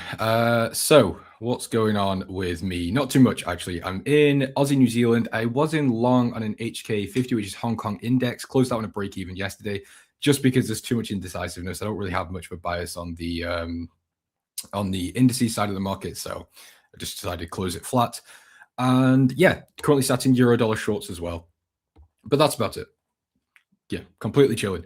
Euro-dollar is a little bit frustrating because, you know, we had a really nice entry over here. Then it came into a pretty decent profit, around 1% or just above 1%. Then we've had another move to the upside. So now I'm hanging around break even. So fun stuff. Very fun environment for us to deal with at the minute. But yeah, that's that. But yeah, that's pretty much it. Let me just take a quick look at the watch list for today. Let's take a look at the Edge Finder and see what we've got going on. Let me get rid of that and hide neutral. So US dollar is still getting a bullish reading, which is great. Oh, dollar yen. I forgot to tell you on that one. I decided to just take a very small loss. We had quite a nice move to the downside overnight, so I closed it. I think it was like negative 0.05 or something. It was, yeah, really minor, but I just wanted to get out of that one. I wasn't overly happy with it. So yeah, dollar still getting a bullish reading. Obviously I'm expressing that with a euro dollar short. Dollar yen is bullish. Aussie Swiss, gold, CAD Swiss, Aussie US dollar, US 10-year, euro dollar, New Zealand US dollar, and pound dollar all getting bearish reading. So I think the theme is still very, very clear. It's just a case of buying the US dollar. So we did have contraction within the UK, which was good to see. I mean, it's not really good to see because I live here, but still good to see for my thesis. I thought the IPO was coming out today, the SPACEX one. Yes, I've got no idea about that one, to be honest with you. Not a Scooby-Doo, so I couldn't tell you anything. But yeah, pound dollar is looking pretty good. So I wouldn't mind maintaining a short bias here. I'm just thinking, how could we potentially get into this one? So I think it would be very simple, actually. Fib from the previous high to the low. We see we haven't really, well, we haven't at all closed above the 61.8 retracement level. We've still still maintaining prices just below our 200 moving average as well, which is pretty good. So I think overall, this type of trade idea is very valid. The problem is I'm already in a euro dollar short. I don't want to double up the dollar long exposure with going short pound dollar as well. But I actually do like pound dollar slightly more than euro dollar. And I think the Edge Finder is also suggesting that as well. Only slightly. So pound dollar is -9, euro dollar is -8. So there is that, slight relative strength with pound dollar, or more relative strength, I should say, with pound dollar than euro dollar. But yeah. So Australian dollar, US dollar also is very, very good. I really like that idea. Not necessarily just from a fundamental view, but also from, I keep saying this, but more from an unwinding side of the Australian dollar as well. Just basically when I say the unwinding, I mean, obviously we had Australian dollar dominance earlier this year, and now that's not really the case. So I think there is some long positions that do still need to be unwound over the course of some time. What's going on SpaceX IPO? Yeah, I've got no idea. I think if you get the stock box, you will be able to see what's going on with the SpaceX IPO on there. I'm fairly sure they've got all the times and things. I'm not really sure, but yeah, I would suggest stock box if you're a stock trader, but I'm not. I'm a degenerate FX trader, so yeah, I can't help you, unfortunately. I think Google is also free. But yeah, Aussie US dollar, I think technically speaking, look for a 60, or I'm looking for a 61.8% retracement, so slightly higher price, meet the 200 moving average, and then reject this level, also retesting these previous lows that provide the break, retest, and continuation type of pattern. So I think overall it's a very simple but pretty sexy idea, to be honest with you. Okay, so what else do we have? I don't think we've got COT data yet. Let me just see when the latest one is. I'm not sure we will have got the new one. No, we don't. So the next one, I think this means 5 hours, so about 6 hours until we get the newest release, which is completely fine. So we'll skip over that until next week. Just thinking, so gold's getting a bearish reading, which is quite nice. So we've been talking about the metals a lot over the past couple of weeks. I haven't really seen much that would make me want to get in. And that's more from a technical side, not necessarily from a fundamental side. I think gold, has been in quite a significant bearish environment. It'll come out later for the public. Big boys are trading right now. Well, I've got a friend that's been in since $27. The big boys have been buying in for a long time. I think he got in it a couple of years ago, actually, like 1, 2, 3 years ago. So I don't think it's a big boys thing at the moment. I think they've already got their positions in. It's more just waiting now. But gold. So actually in a very nice technical level here. So obviously we draw the fib from the high to the low, pulled back into the fib zone here, seeing a really nice rejection of this 50% retracement. And it could be now a case of just further downside on gold, which I do really think is probably the base case at the moment. The title of the video is SpaceX. You should have some knowledge on it. Where's Nick? Tired of these brokers promote the Edge Finder with their trade ideas. Okay, Nicholas, no problem. The back button or the close button, YouTube button to go back to your homepage is free. You don't have to stay here. Why are you in the chat asking me about SpaceX IPO and then calling me a brokey? That makes no sense. But anyway. It's Friday. I have no time for your shenanigans, my friend. And to be honest, the fact you're sat here on Friday trying to get hate on me, so it says more about you than me. So anyway, moving on. US 500. Clean cut, James. Thank you very much, Josh. Appreciate it. It's a little bit shorter than I would like, but hey ho. It's the joy of going to Turkish barbers. If anyone's in the UK, you'll know the struggle of dealing with Turkish barbers. They always cut it too short. Anyway, what we talked about, the US 500, we'll take a quick look at the indices markets. There isn't much I'm really looking at here because we're not seeing much go on. So we've seen multiple times buyers try to reclaim after we saw the Friday sell-off last week. However, multiple failures, 1, 2, and we're currently on the third day, actually, of buyers attempting to step in and push this market higher. Continuous failures, as I said. Now, the downside is, you've got two aspects. You could either take the I mean, you could say this about any market. You know, I'm not going to sound super intelligent when I say this at all, but you've obviously got a bullish idea and a bearish idea. I think the bullish idea would be obviously like the SMH, semiconductors. You more play on the tech side of things, AI, data centers, so on and so on. I think that's also completely valid. But then you've also got the other aspect where we're seeing dollar strength starting to come back into the market. Let me open my what do you call it thing, my lines and charts here. So we are seeing the US dollar starting to outperform other G10 and G7 currencies. So there is that side. And again, that's driven by the Fed taking a more hawkish pivot, which is obviously negative for these markets like the indices, S&P, NASDAQ, so on.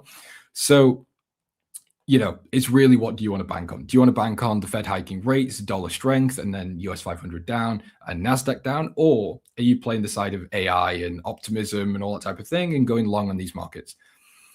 Again, that's completely your decision. I think it's a little bit difficult, really, to find a solid idea. And that's just my opinion. That's why I'm not involved in this market right now.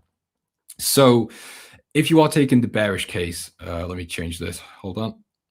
Oops, that actually needs to be support. There we go. So if you're taking a bearish idea, I think the first real target will be 7,000. I think that's kind of the base case. It's the previous all-time highs. It's the most significant level of structure we've got. There's not really anything in this left side. And then beyond there, if you are, again, pretty bullish on the US dollar and optimistic the Fed's going to hike rates, and if you put a cherry on the cake and you look at the SpaceX whole situation from a holistic view, and by the way, again, as I said, I'm not a stocks guy, so please don't take this too literally. But from everything I've seen, it's not looking too great. It's looking like it might be a bit of a disaster. Not necessarily long term. I'm not saying we're going to have a massive crash, but I don't think it's going to be, a case of SpaceX IPOs and we're going to have a rocket. I actually think it might be a bit of a reverse situation. So if we do see all of these catalysts lining up, I actually think slightly lower prices would make sense. We do have a lot of left side here that could do with a correction, in my opinion. So yeah, that's kind of where I'm standing at the moment. Ignore the, I don't think I can say bad words on this stream, so I'll keep it PG. Happy Friday. Happy Friday to you too, KDX7234. I like your positive vibes. Yeah, like people that work for SpaceX or initial investors, I think big players still get first buys. Well, the thing is, I've been invited probably 7 or 8 times to get in on the SpaceX IPO. And that's not a special thing, by the way. I got it through my bank. I got it through, I think, Pepperstone. It is very publicly available to get in before the IPO. So I think that's also kind of what's going on. But then it's like, from what I've heard again, it's 4 times oversubscribed, and they're only giving away 5% of the shares. So, I just don't think this is a brilliant situation. So it might be more of an idea to go short on these markets. Again, not financial advice. James, where do you think? Oh, wait, hold on. James, do you think we're back to trading fundamentals? I haven't had time to take a swing. Yes, I do. So I think the Iran situation is overshadowed now by the Fed.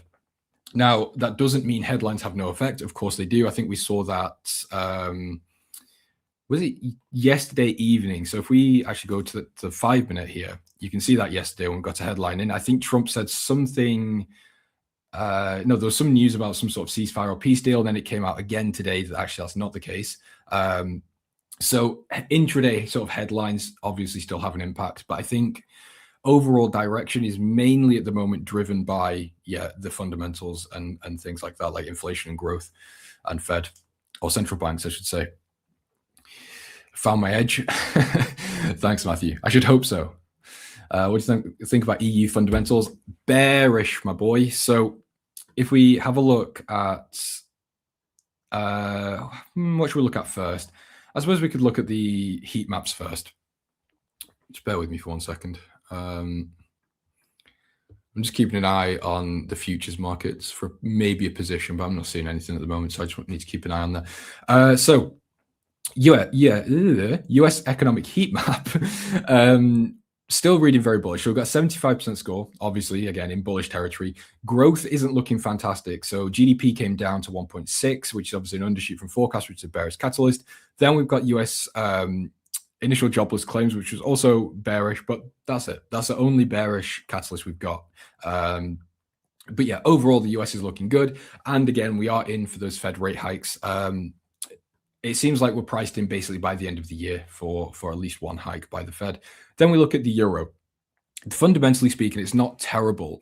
But again, when we're looking at FX markets, obviously euro against the dollar, we need to look for relative strength. It's not a case of, one's okay and the other one's okay, so we can't do anything. It's, which one is stronger? Obviously, simplifying that massively, but you get the idea. The ECB did hike rates, but it wasn't I don't think it's really a hiking cycle. I think it was more just a case of it was a hike, one and done, and move on. I don't think it was a case of, we need to buy the euro because the ECB is in a hiking cycle now. Then we also look at the heat map here. So growth is bearish. We've got retail sales bearish and unemployment rate bearish.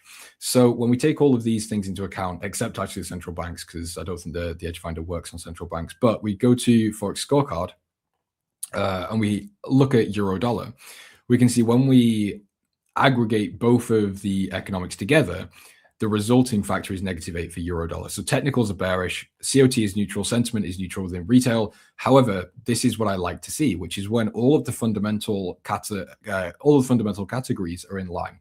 So excuse me. Speaking too fast. So growth bearish, jobs market bearish, inflation bearish.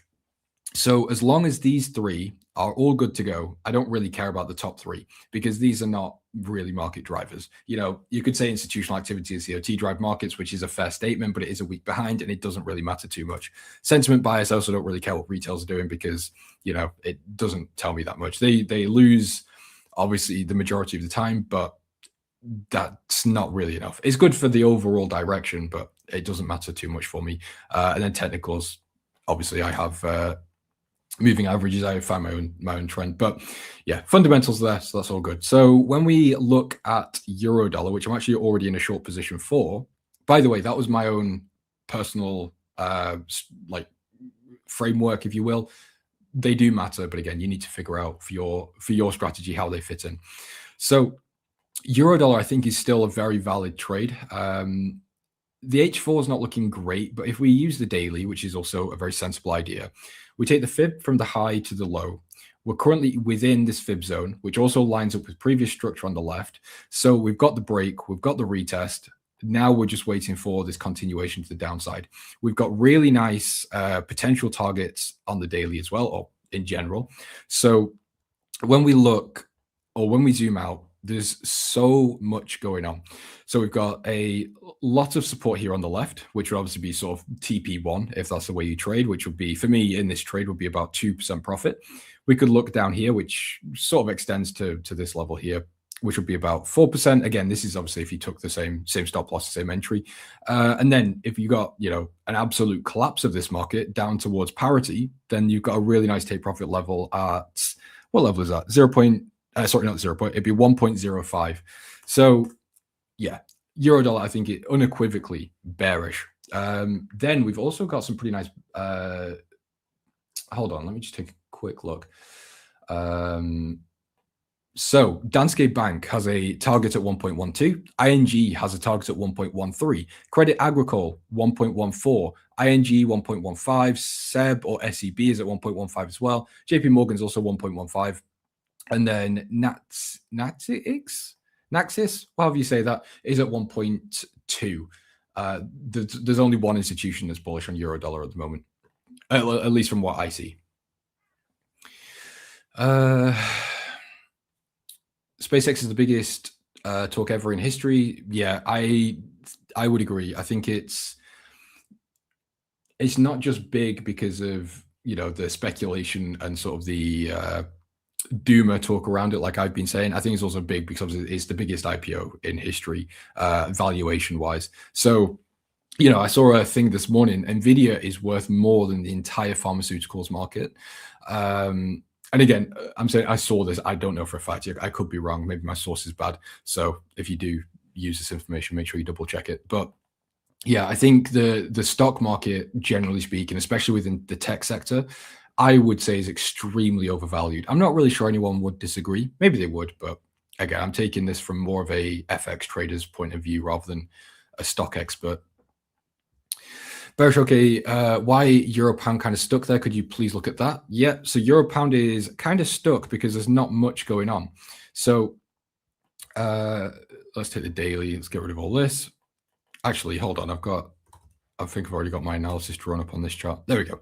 So euro pound is kind of stagnant because we've got, on a technical side, we've got a really nice level of support through here, but we are creating these lower highs. So from sort of a momentum view, there isn't really anything going on. You know, we're technically downtrending, but we are also holding a major level here.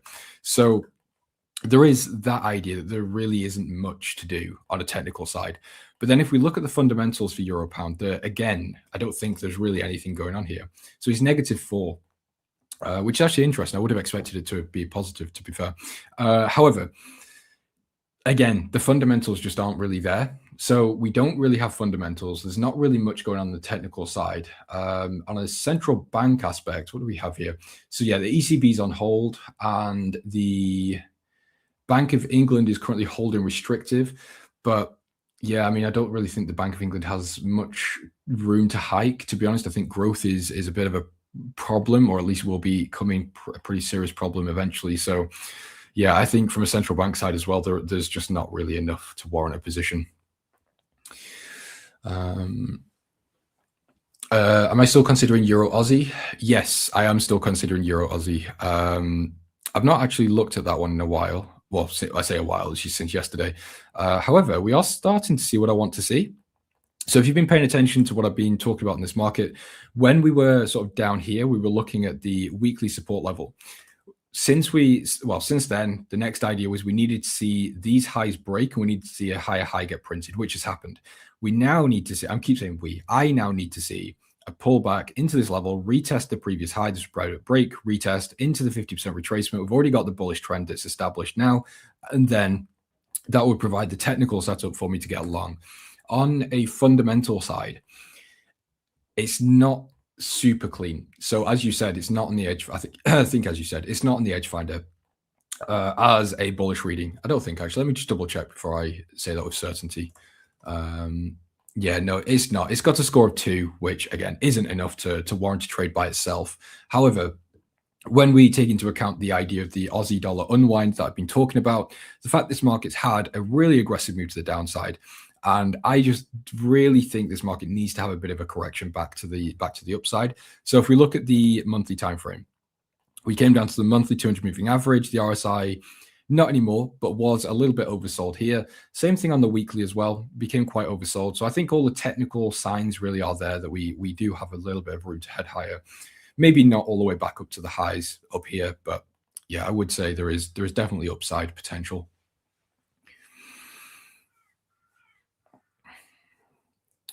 Eurodollar is a beautiful chart. It is. I like Eurodollar. It's one of the markets, if I can get, or if I can justify a short position, 9 times out of 10, I will take it, because I really like just sitting in shorts, because you get paid swaps. It's pretty chill market, generally speaking. Technicals normally are pretty simple. Swaps are nice. So yeah, it's a good market to be in. It could happen through ABC correction. I have no idea how you even begin to draw that. So let me have a quick look. What is an ABC correction? So I guess Elliott wave correction, ABC. So you got A, B, C. No, that can't be right, because maybe C will be there. So you go maybe something like this. Is this how you draw it? So you got an A, B, and then C would be like this. Look at that. I'm an Elliott wave expert, and I've only just drawn it. Check H1 on Euro Aussie. Okay, let's have a look at the H1. So, okay, I think, yeah, I mean, would you just use it to measure a trend, something like this? I assume maybe something like this. XABCD? Oh, yeah, too many letters. Too many letters for me. That's why I like trading, because it's mainly numbers, not letters. Okay, right, let's have a move on. Let me just double check my time here. So 39:45. Okay, I've got 6 minutes until Tiger comes to take over. So if there's any chart requests, let me know. If not, I can keep rambling for a little bit, and we can take a look at what's going on. Again, let me just take a quick look at something on here. Frustrating. I've been stopped at break even on my, I was long on the Dow, got stopped at break even, and now it's rallying. Unfortunate. Anyway, silver, I would still really like to be in silver. However, I think actually at this time I would disregard silver and focus mainly on gold. I think, and that's mainly for the technical side, because I think the technicals are just a little bit cleaner here. So if we look, fib from the high to the low, it doesn't really line up too much. But then we look at the gold, it just looks a little bit better here. Really nice fib level. Excuse me. And we've got gold reading bearish on the edge finder. So I would prioritize gold at the moment over silver. Kindly check CAD Swiss. What's going on with CAD Swiss? I don't think really I've got too much here. Let me just zoom out. So weekly support here, monthly support here. We've also got a low down there. So I suppose you could take two. Well, actually, I suppose the only approach I would take here is trend following. So I would look for shorts because we've got bearish trend on the monthly, bearish trend on the weekly, and the daily is also bearish. And we just had a rejection, or almost a rejection, of our 200 daily moving average here. So you could maybe look for short into the previous low, or if you're a little bit more conservative, you might want to wait for these lows to break, because we're actually kind of just stuck in a sideways range here. So although we are trending to the downside overall, obviously that's a monthly and a weekly time frame. Sort of daily, there's nothing going on here. You could have actually shorted this market in, let's say October last year, and you'd be lucky if you were in profit. So it's just not doing anything. It's not really worth paying attention to in my view. I'm the creator of cryptocurrency. I know you appreciate me. Soon I'll secretly send you. Okay, Satoshi Nakamoto. Fine, send me some Bitcoin. I greatly appreciate that. Okay, so Bitcoin, it's tricky at the moment because I think there are, and again, I'm going to sound very flimsy when I don't like, normally when I give you analysis, I'll try my best to give you a clear bias, or at least my bias of bullish or bearish. Sometimes I can't do that. Like I did earlier with the S&P, you could make an argument for both sides. I do lean slightly more bearish, but I think there are definitely those arguments. I think it's kind of the same with Bitcoin. Again, as I said, I'm not, I'm really just an FX trader, not Bitcoin, not crypto, not stocks. However, if you are bullish on Bitcoin, I think it would be very sensible to look for buying opportunities on the dip. I think this is, a very obvious buying level, not financial advice, of course. However, if we look on the daily, it's very concerning to me because we are continuing this really nice, very smooth, this is textbook downtrend, almost a rejection of our 200. It's a lower high. Again, rejection of 200, lower high. It's very basic. So I think the argument really would be, are we going to get another lower high printed and then we're going to head towards 50, 45, 40K? Maybe. I think based on just technicals, that might be the best way to go, or the base case, maybe. But yeah, I'm struggling really to find a buying idea other than the fact of this weekly support here. So I will leave that one there again, because I don't want to speak too much on something I'm not fully educated on, because then I don't want you guys doing anything stupid on the back of that. Okay. Euro New Zealand. I don't know about this one, to be honest. I don't think there's anything. So I'm pretty flat here. So weekly's bullish, daily is flat, H4 is flat. Yeah, so if we look at the daily and the H4, which is kind of what we pay attention to as sort of, retail swing, we're kind of, that's a horrible line. We're kind of just stuck sideways at the moment. There's not really an established trend. The moving averages are just side by side. We're creating these lower highs, but nothing going on the daily. H4, again, kind of nothing going on, stuck sideways. We kind of, sweep the lows, if you will, if you're an ICT person or whatever, fake out, whatever you want to call it. But overall, there really isn't a direction here to trade from. And then, as always, where's my edge finder gone? It's hiding. here. If we look at Euro New Zealand, I know I'm actually slightly over time, Tiger. I apologize. I know you probably sat there waiting for me. If we check Euro New Zealand, we've got a score of 0. So there you go. No fundamentals, no technicals, completely flat. Guys, I'm going to head off now. Thank you very much for joining. Stay safe. Enjoy your weekends and the rest of your Fridays. Don't get margin called and don't go anywhere. We've got Tiger coming to take over the show. This next segment of the live stream is proudly sponsored by the one and only Ola Prime. Ola Prime is easily one of the most impressive prop firms that I've come across with an incredibly professional team. They offer fast payouts within 1 hour, up to 95% profit splits. They have the largest number of trading platforms. I mean, just take a look at this list. They have MetaTrader 4, MetaTrader 5, TradeLocker, DXTrade, MatchTrader, and CTrader all available to their traders. And that's just for the Forex side. On the futures side, they have DX Futures currently with Tradeovate and NinjaTrader coming soon. Ola Prime has one of the widest selections for challenges and funded accounts that I've come across, with a wide range of account balances you can choose from, like 5 all the way to 200K. And just take a look at the variety of different challenges you can choose from to fit your trading style. They have a 1-step or 2-step pro accounts. They have the 1-step prime, 2-step prime, direct accounts, Ola Prime, 1 challenge. I mean, you have a wide selection here. And the reason this is so important is that you as a trader have a unique style. Everyone does. And finding the right challenge to meet your criteria is very important. If you go through their website, which I encourage you to do so using the link dropped in the live stream chat right now, you can explore in full transparency all of the different account types, all of the rules, etc. They also offer news trading and weekend holding, and they have direct and challenge accounts available. For a limited time, stream viewers get extra discounts using the promo code that you see on your screen right now, and also through the link and promo code being shared in the live stream chat. Take your trading to the next level with Ola Prime. Now back to the live stream. What's up, everybody? Happy Friday. We've made it through the end to the end of another week. It's a great day by default, as always, every single Friday. Hope you're doing well. Let me know in the chat what tickers that you guys may be looking at. Definitely keep in mind Nick's code, the 35% off A1 Live, if you manually type it in at olaprime.com. Otherwise, you got the QR code there on the screen for the account of your choice. All right, ladies and gents, really just had a couple of things written down here. Obviously, we got SPACEX going live today. I still haven't seen any price data show up, so I don't know when that'll appear. But I got one message to Elon, and that's, brother, can you spare a dime? Because he's making a lot of money today.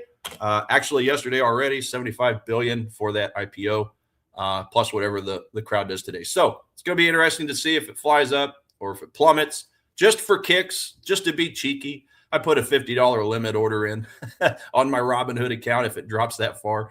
But anyway, that's just more of a joke than anything. Possible peace deal this weekend. Is that actually going to come? Guys, as always, we've had a lot of good news come out of late over the potential peace deal, the memorandum of understanding. So only for stuff to get debunked. It's the same message every day. This is the strongest one yet for President Trump about possibly signing a deal. Sending Steve Witkoff, Vice President J.D. Vance over to possibly sign it. But until that ink is dry, I remain skeptical, guys, especially as a content creator. Early on with some other projects I was doing, I was starting to write content every time we would hear these positive dealings come out, only for them to get shut down. So I just quit that because you can't always trust the sources that we think we can trust. So you got to get that confirmation. So far, we haven't gotten it yet. Even with this possible deal, there's some grumblings from the Iranian side. So, hey, until that ink is dry, I remain skeptical. Gold, XAU, 1979 AIB. Yeah, we take a look at gold.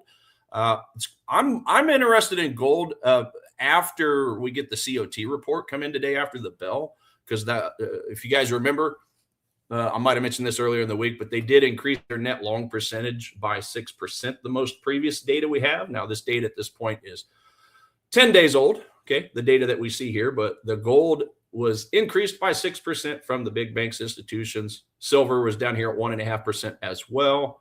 Taking a look at the Edge Finder, I'm just going to put on just my neutral items for a second over here, and you'll see gold down here at about minus, what was that? Minus something. Minus, where'd you go, gold? Did gold pop back onto our list? Oh, that's right. It popped on today, guys. I totally forgot. Yeah, it popped onto the list. Sorry about that. I totally forgot it. Well, because gold and silver, they've been popping on and off lately, and sometimes it's hard to keep it all straight. So that's why we have the Edge Finder. Okay, it sifts and sorts through all the data and shows us what is giving us those bullish bearish vibes. Gold is a -5 as we speak. So on the technical side of this gold, let's go have a look real quick. Downtrend is looking great. We broke this structural point. Talking about this wick. This is the daily on the right, guys. Daily on the right. So we did finally break this March 23rd low point, and we got to close. That's the important thing here. We got to close. We got a break and a close. But then what happened yesterday? President Trump opens his mouth, flaps his lips, says, hey, we got a deal on the way. Again, it's not a deal yet. It's not a deal till that ink dries. We got that candle pushed up. Gold traders liked it. And now over here on the left side where I actually can execute a trade, having a look at the 4-hour time frame, I've got a few different things drawn up here. The closest zone I have drawn up is here, but there was no volume. So that doesn't look like a very strong institutional type move to me. So while I drew it up, that's definitely not one I would be trading from personally, just because of that lack of excitement.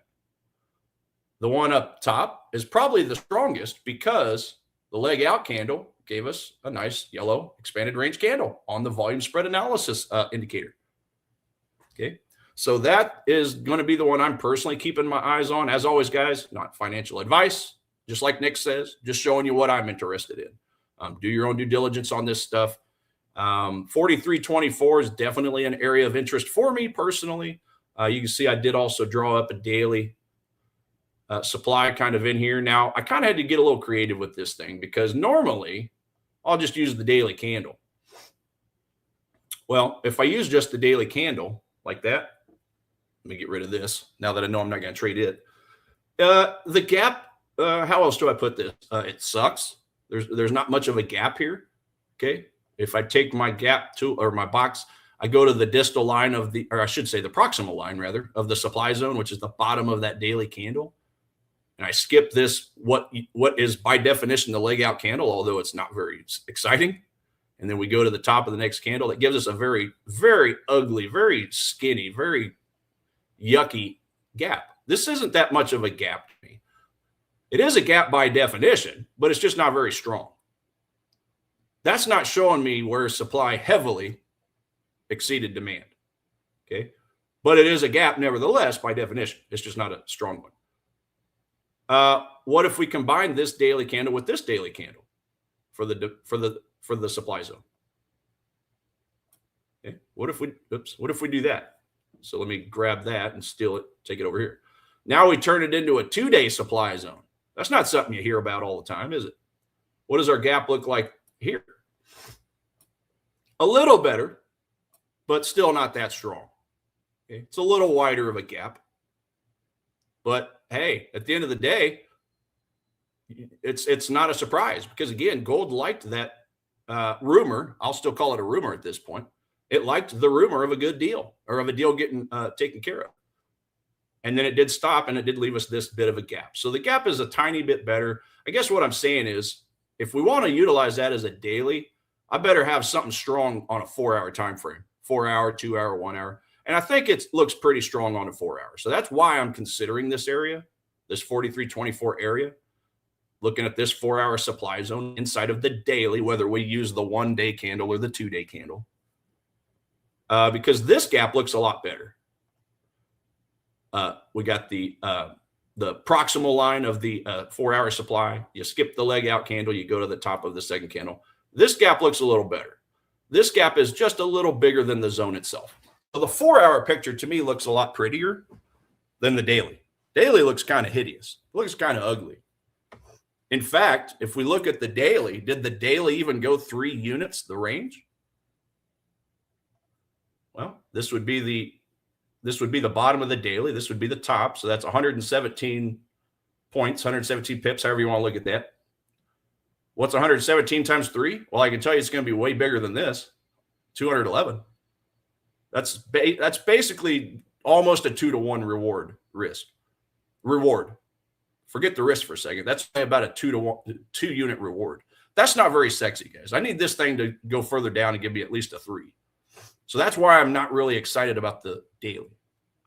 The 4 hour definitely gives me the picture I want, though.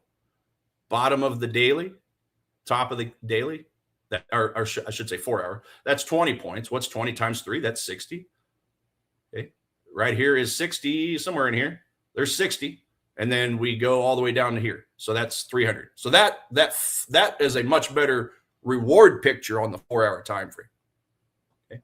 Remember, just because even if it's a good looking zone, it doesn't mean I want to take reward. I don't want any part of it. I'll settle for a 2 to 1, but I don't like it. Okay. It's got to pay me.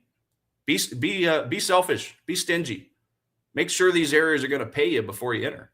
Because as sexy of a zone that might look, if it didn't go that far, it wasn't really that explosive. The momentum wasn't the greatest. I want momentum. So the daily didn't give me momentum, but the 4 hour did. Now, what's 4 divided by 4? The rule of 4, that's 1 hour. What about the 1 hour picture? Trying to get my 2 sets of eyeballs like I tell you guys about all the time.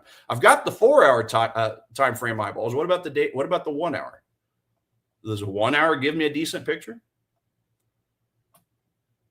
Okay. This looks to me like that would be the gap if we're looking at this red candle here. So the red candle is basically the same size or same range, if you will, of the 4 hour.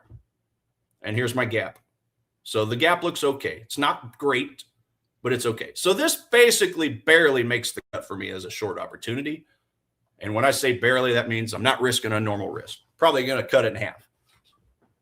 Okay. Probably going to cut it in half.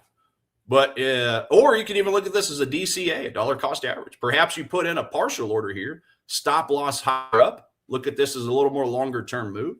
And then if price goes through this zone and it attacks this zone I think looks a little better structurally. So then you put your second part of your order up here. Again, you've got your stop loss here, and then you can see if you can write it down. That'll cut your risk. That'll average your price a little higher, and you're still utilizing the full range of a stop loss. So it's a little more advanced stuff, guys. If that's overwhelming or over your head, I would just ignore it. But that's just the way I'm playing it. If I get in a short here, I'm probably not going to put my stop loss just ahead of it. Probably going to put it up here. Okay. See if the combination of these two zones might give me a push to the downside. The gap mitigated doesn't matter to me, Goom. What matters to me was the zone mitigated, the supply or demand zone. Because the gap itself doesn't have orders. The reason it's a gap for a reason. This is what I can't understand with gap traders, guys. You see them littered all over YouTube. In fact, when you watch the big loss videos on YouTube, like I've kind of mapped it out. 9 out of 10 of them are because they're trading gaps, the fair value gap trades. Okay, the fair value gaps because there's no liquidity there. We have to find liquidity. Where's liquidity? It's in the zones. It's in the supply and demand zones itself. Okay, the zone is what created the gap, and this might be a hot take for some. I don't know, but there's no liquidity there. That's why it passes through and rebases and maps itself out, further up or further down if it's a supply. But the zone itself is where that liquidity is at, where those unfilled orders are. That's where potentially banks and institutions started accumulating or distributing an order, depending on if it's demand or supply. And they obviously trade much larger accounts than us. So price moved away or gapped away too fast for them to fill their order. That's why when price comes back, that's why they start manipulating it. Price comes back. Their goal is to push price back down to where they started their order. And then they can fulfill the rest of their order and just let it blow up from there. Okay. So again, I know there's probably a hot take for some of you out there, but go look at all the videos on YouTube where they've lost big, and there's a lot of James actually. Go check out James' account. James that just finished the stream a minute ago. He actually did some reactions to some on his YouTube account. But yeah, you just go look. Almost all of them are. I traded the gaps. Okay, there's nothing there. Highly subjective. Yeah, Alan, absolutely. And that's why we kind of have the running joke on the show here about gaps and fair value gap strategies. But it would, it's not to put anybody down. It's just you got to call it out because there's no volume there. Okay, that's the pass through. So anyway, I'll get off that topic. I don't want to make any enemies today. World Cup 2026. Yeah, I watched the whole Mexico match yesterday, guys. You probably don't know, but I lived in Mexico City for about 6 months. I used to visit Mexico all the time. Puebla, just 2 hours south of there. There's actually a volcano that splits the two cities. Puebla itself is 3 million. It's, again, 2 hours south. You have to go there by autobus, and you have to go through the valley of El Popocatépetl. That's the name of the volcano. It's kind of hard to say, so people just call it Popo for short. But you have to go really, really, really high up in the autobus just to get to the valley of the volcanoes. So, but yeah, I used to spend a lot of time there. So I had my Mexico shorts on, and my white legs, and I was hiding under my desk the whole time. It was great. So they won 2-0. And then U.S. plays tonight, I think they play tonight. They play Paraguay. So I'll pull out, I'll put my Mexico shorts up, and I'll pull out my U.S. shirt tonight. Wear that. But anyway, World Cup's always a fun time. Guys, let me know what tickers you're after. We'll take a look at a few of these. I know that pound dollar. Yeah, see, I'm keeping an eye on some 2-hour supply zones still on pound dollar, Kiwi dollar. So let's go take a look at these. Pound dollar, pound dollar, pound dollar. There you go. Yeah, still keeping an eye on this, guys. We're kind of slowly inching our way back up to this 2-hour supply area. And again, what makes this supply zone strong is the gap out. Okay, going back to the gaps. It's showing us the pass-through. It's showing us where there was no buy orders there, guys. Very little buy orders. Whatever was there got sucked up quickly because supply heavily exceeded demand. So if a gap gets mitigated, like you asked earlier, like it did right here, that doesn't matter to me. Okay? Because that's not the orders. There's no orders in there. Now, of course, people will add orders after this price happens, but I care about where it came from. I care about the origin of that movement. The origin was right here. If I'm an institution and I'm trying to distribute an order and I see that price gapped down, do I want to chase price? Do you think a bank, as smart as they are, a hedge fund, do you think they want to chase this? Absolutely not. They want to let gravity do its work because at some point, what's going to happen? It's going to bounce into another zone of demand underneath. And that's what it did. This is where I took my profits on my trade on Sunday. There's unfilled orders over here. Okay. What happened? Price bounced in, collects those unfilled orders, pushes up. This is the bank's way of saying, okay, I'll just let the retail crowd do their thing because I know there's going to be orders down here. I know this is going to push price up. And then when retail traders start seeing price move up, what are they going to do? They're going to buy breakout trades. They're going to join the trend. They're going to FOMO. Okay? They're going to FOMO. The banks are going to let the retail crowd bring price to them. And if they have to step in and manipulate it a little bit, they will. Okay? They don't always do, but sometimes they do. And then they just wait. They're like a sniper on a building. Okay. Just wait. And then when price enters the area where they started their order to begin with, that's where they can lay it on. That's where they can fulfill the last bit or continue adding to. And then maybe it'll leave. Maybe, they'll either get the rest of their order in or they'll get a bigger portion in. That's what I'm waiting for. It's the unfilled order potential. So that's why this red forecast that I drew over here, this is my idea. 2 hour. And then you go to I think it was a 1 hour or a 30-minute, one of the two, but that's where I saw my second set of eyeballs. Confirmation. So anyway, that's the look on pound dollar. Not really interested in it today. It's Friday. I prefer to wait. I prefer for that price to get pierced on, Sunday open, Sunday here in the States, or early Monday morning before taking another short opportunity. So that's kind of my look on pound dollar. And a lot of these pairs where dollar is the quote currency are going to be kind of a similar picture. So yeah, moving over here to Aussie dollar. Okay, this is a weak zone here. I've got no interest in it. Same thing. I just need a retracement. Remember that NFP report on Friday just totally pushed price a mile away from any of the zones I'm interested in. That's why I haven't gotten into a trade this week, and I'm fine with it. Aussie dollar zone clear up here at the top. Euro dollar, this is the one that I feel like is just a little too compressed for my taste, because you do have a daily demand here. You have a daily supply here. And is that giving us a reward at all? Can I take the range of either one of these and multiply it by 3? No, because the zones are just bouncing into each other. It's too close. So I've got no interest in it. Euro dollar for me would be higher up. Either return to the origin for possible shorts, or let's break some of this nonsense down here and continue. That's why I drew this little line up here the other day. Okay. Break these structures, and then we can maybe look for a retrace to a newly created supply zone at that point. So euro dollar is probably the furthest from my interest list right now. And then Kiwi dollar, it's all kinds of congested as well. Let's go down to a 4-hour. Yeah, nothing's changed on this. This zone up here is ultimately the one that I'm the most interested in, because it's out. It's at an extreme area relative to these old fair market value areas, these equilibriums. Again, they look more distinguished on the daily chart here. You get these basing candles here. You get these basing candles here. The reason I like that supply zone, the reason I'm giving it the time of the day is partially, well, number one, it's got a strong gap out, showing where supply heavily exceeded demand. But number two, there's also a former support resistance line going through it. Okay. Over here, you had all these wicks. You got out of the equilibrium long enough to kind of form an overhead resistance here. And for a couple of days, it became support right here. So the question is it going to, if we pull it forward, is that going to also add to the supply, the unfilled orders for potential short? Okay. So that's what I'm keeping an eye on for Kiwi dollar. Yes, I have an alert drawn up here, but I'm just curious. I just want to see what happens, because this is the same 2-hour supply that we saw on the pound dollar. It's the same area.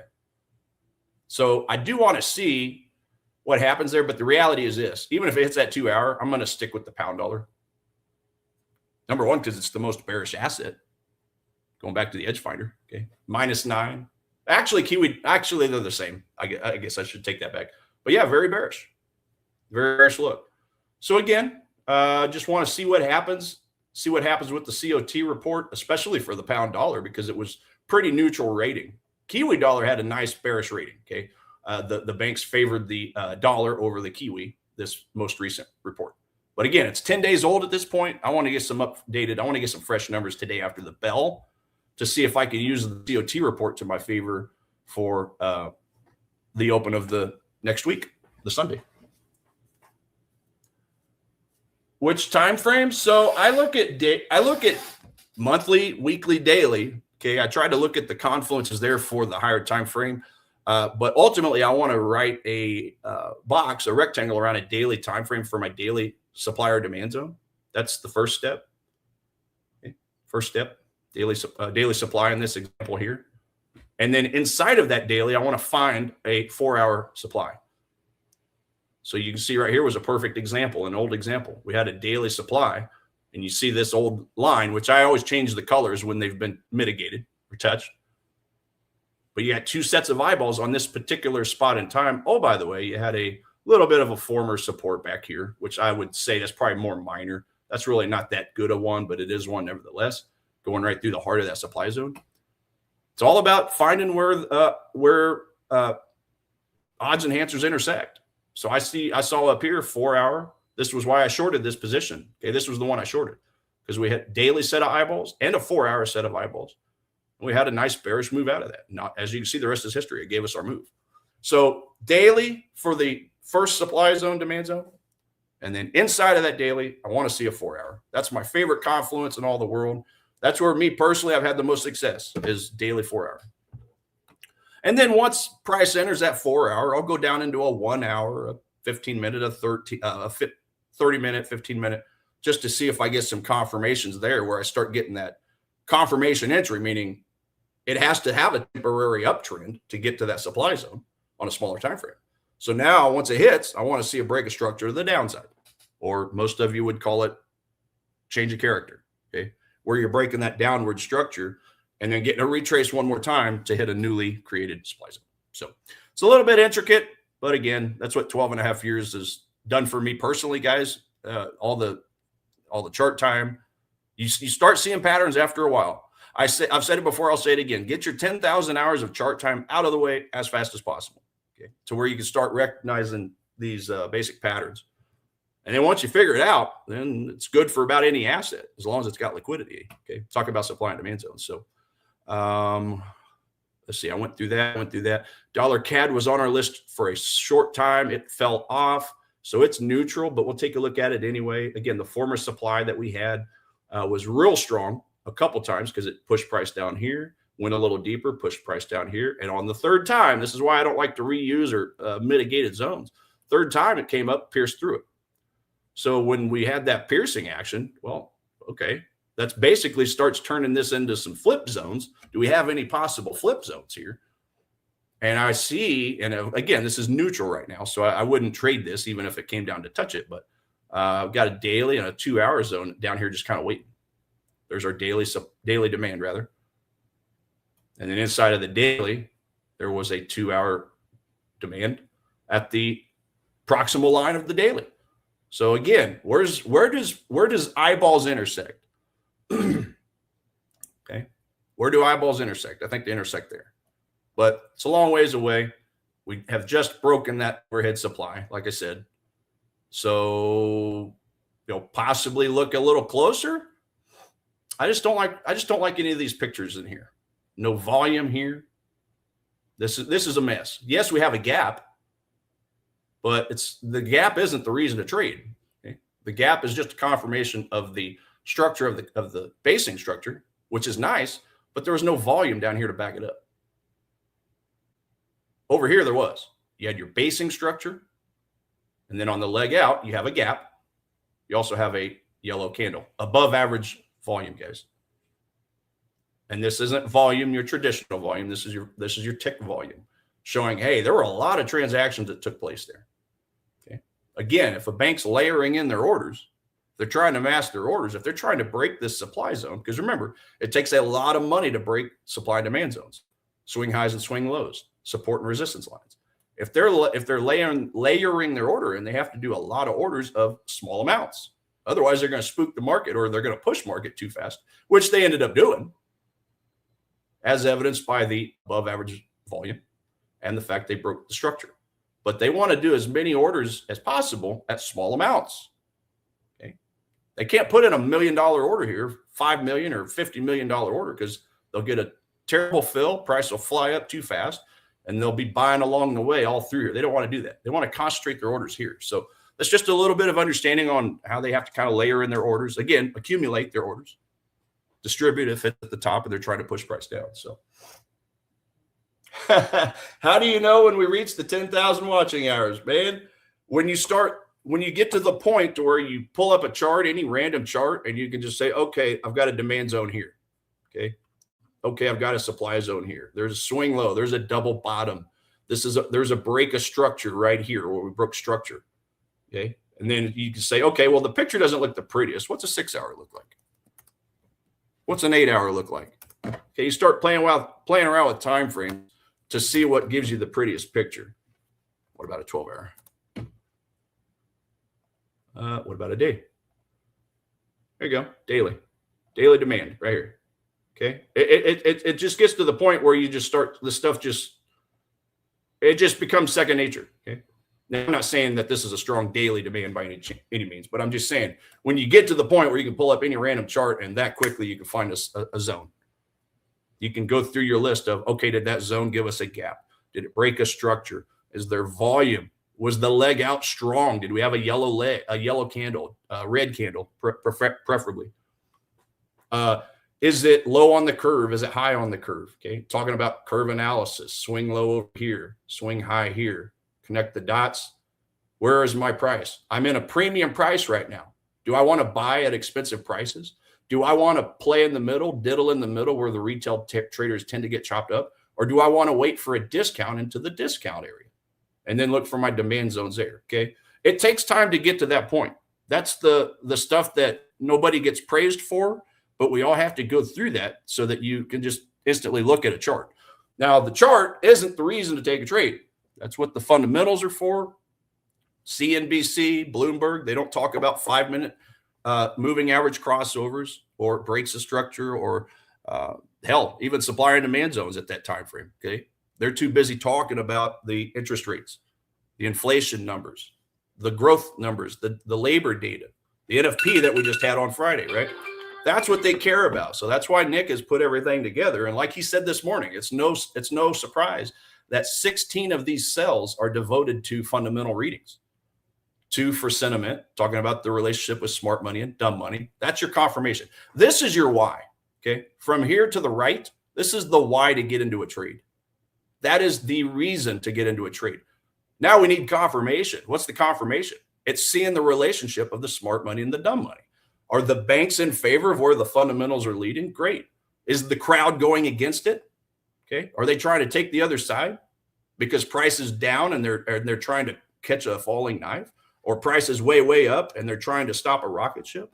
Okay. Is that relationship favoring the fundamentals? Great. If so, then and only then is when we go to the charts to find a place to time the trade. So this is the why. This is the confirmation.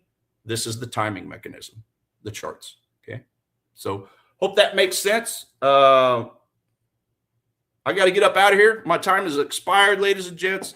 Have a wonderful Friday. Hope you learned something today, as always. Holler if you ever need me at Trade Like a Tiger on all the socials, and I'll be happy to chat with you there. Other than that, we'll be back on Monday. So stay safe. Have a great weekend, everybody.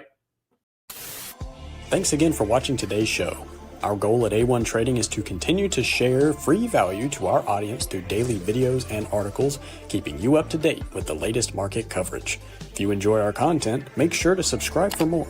From all of us at A1 Trading, have a great day, and we'll see you next time.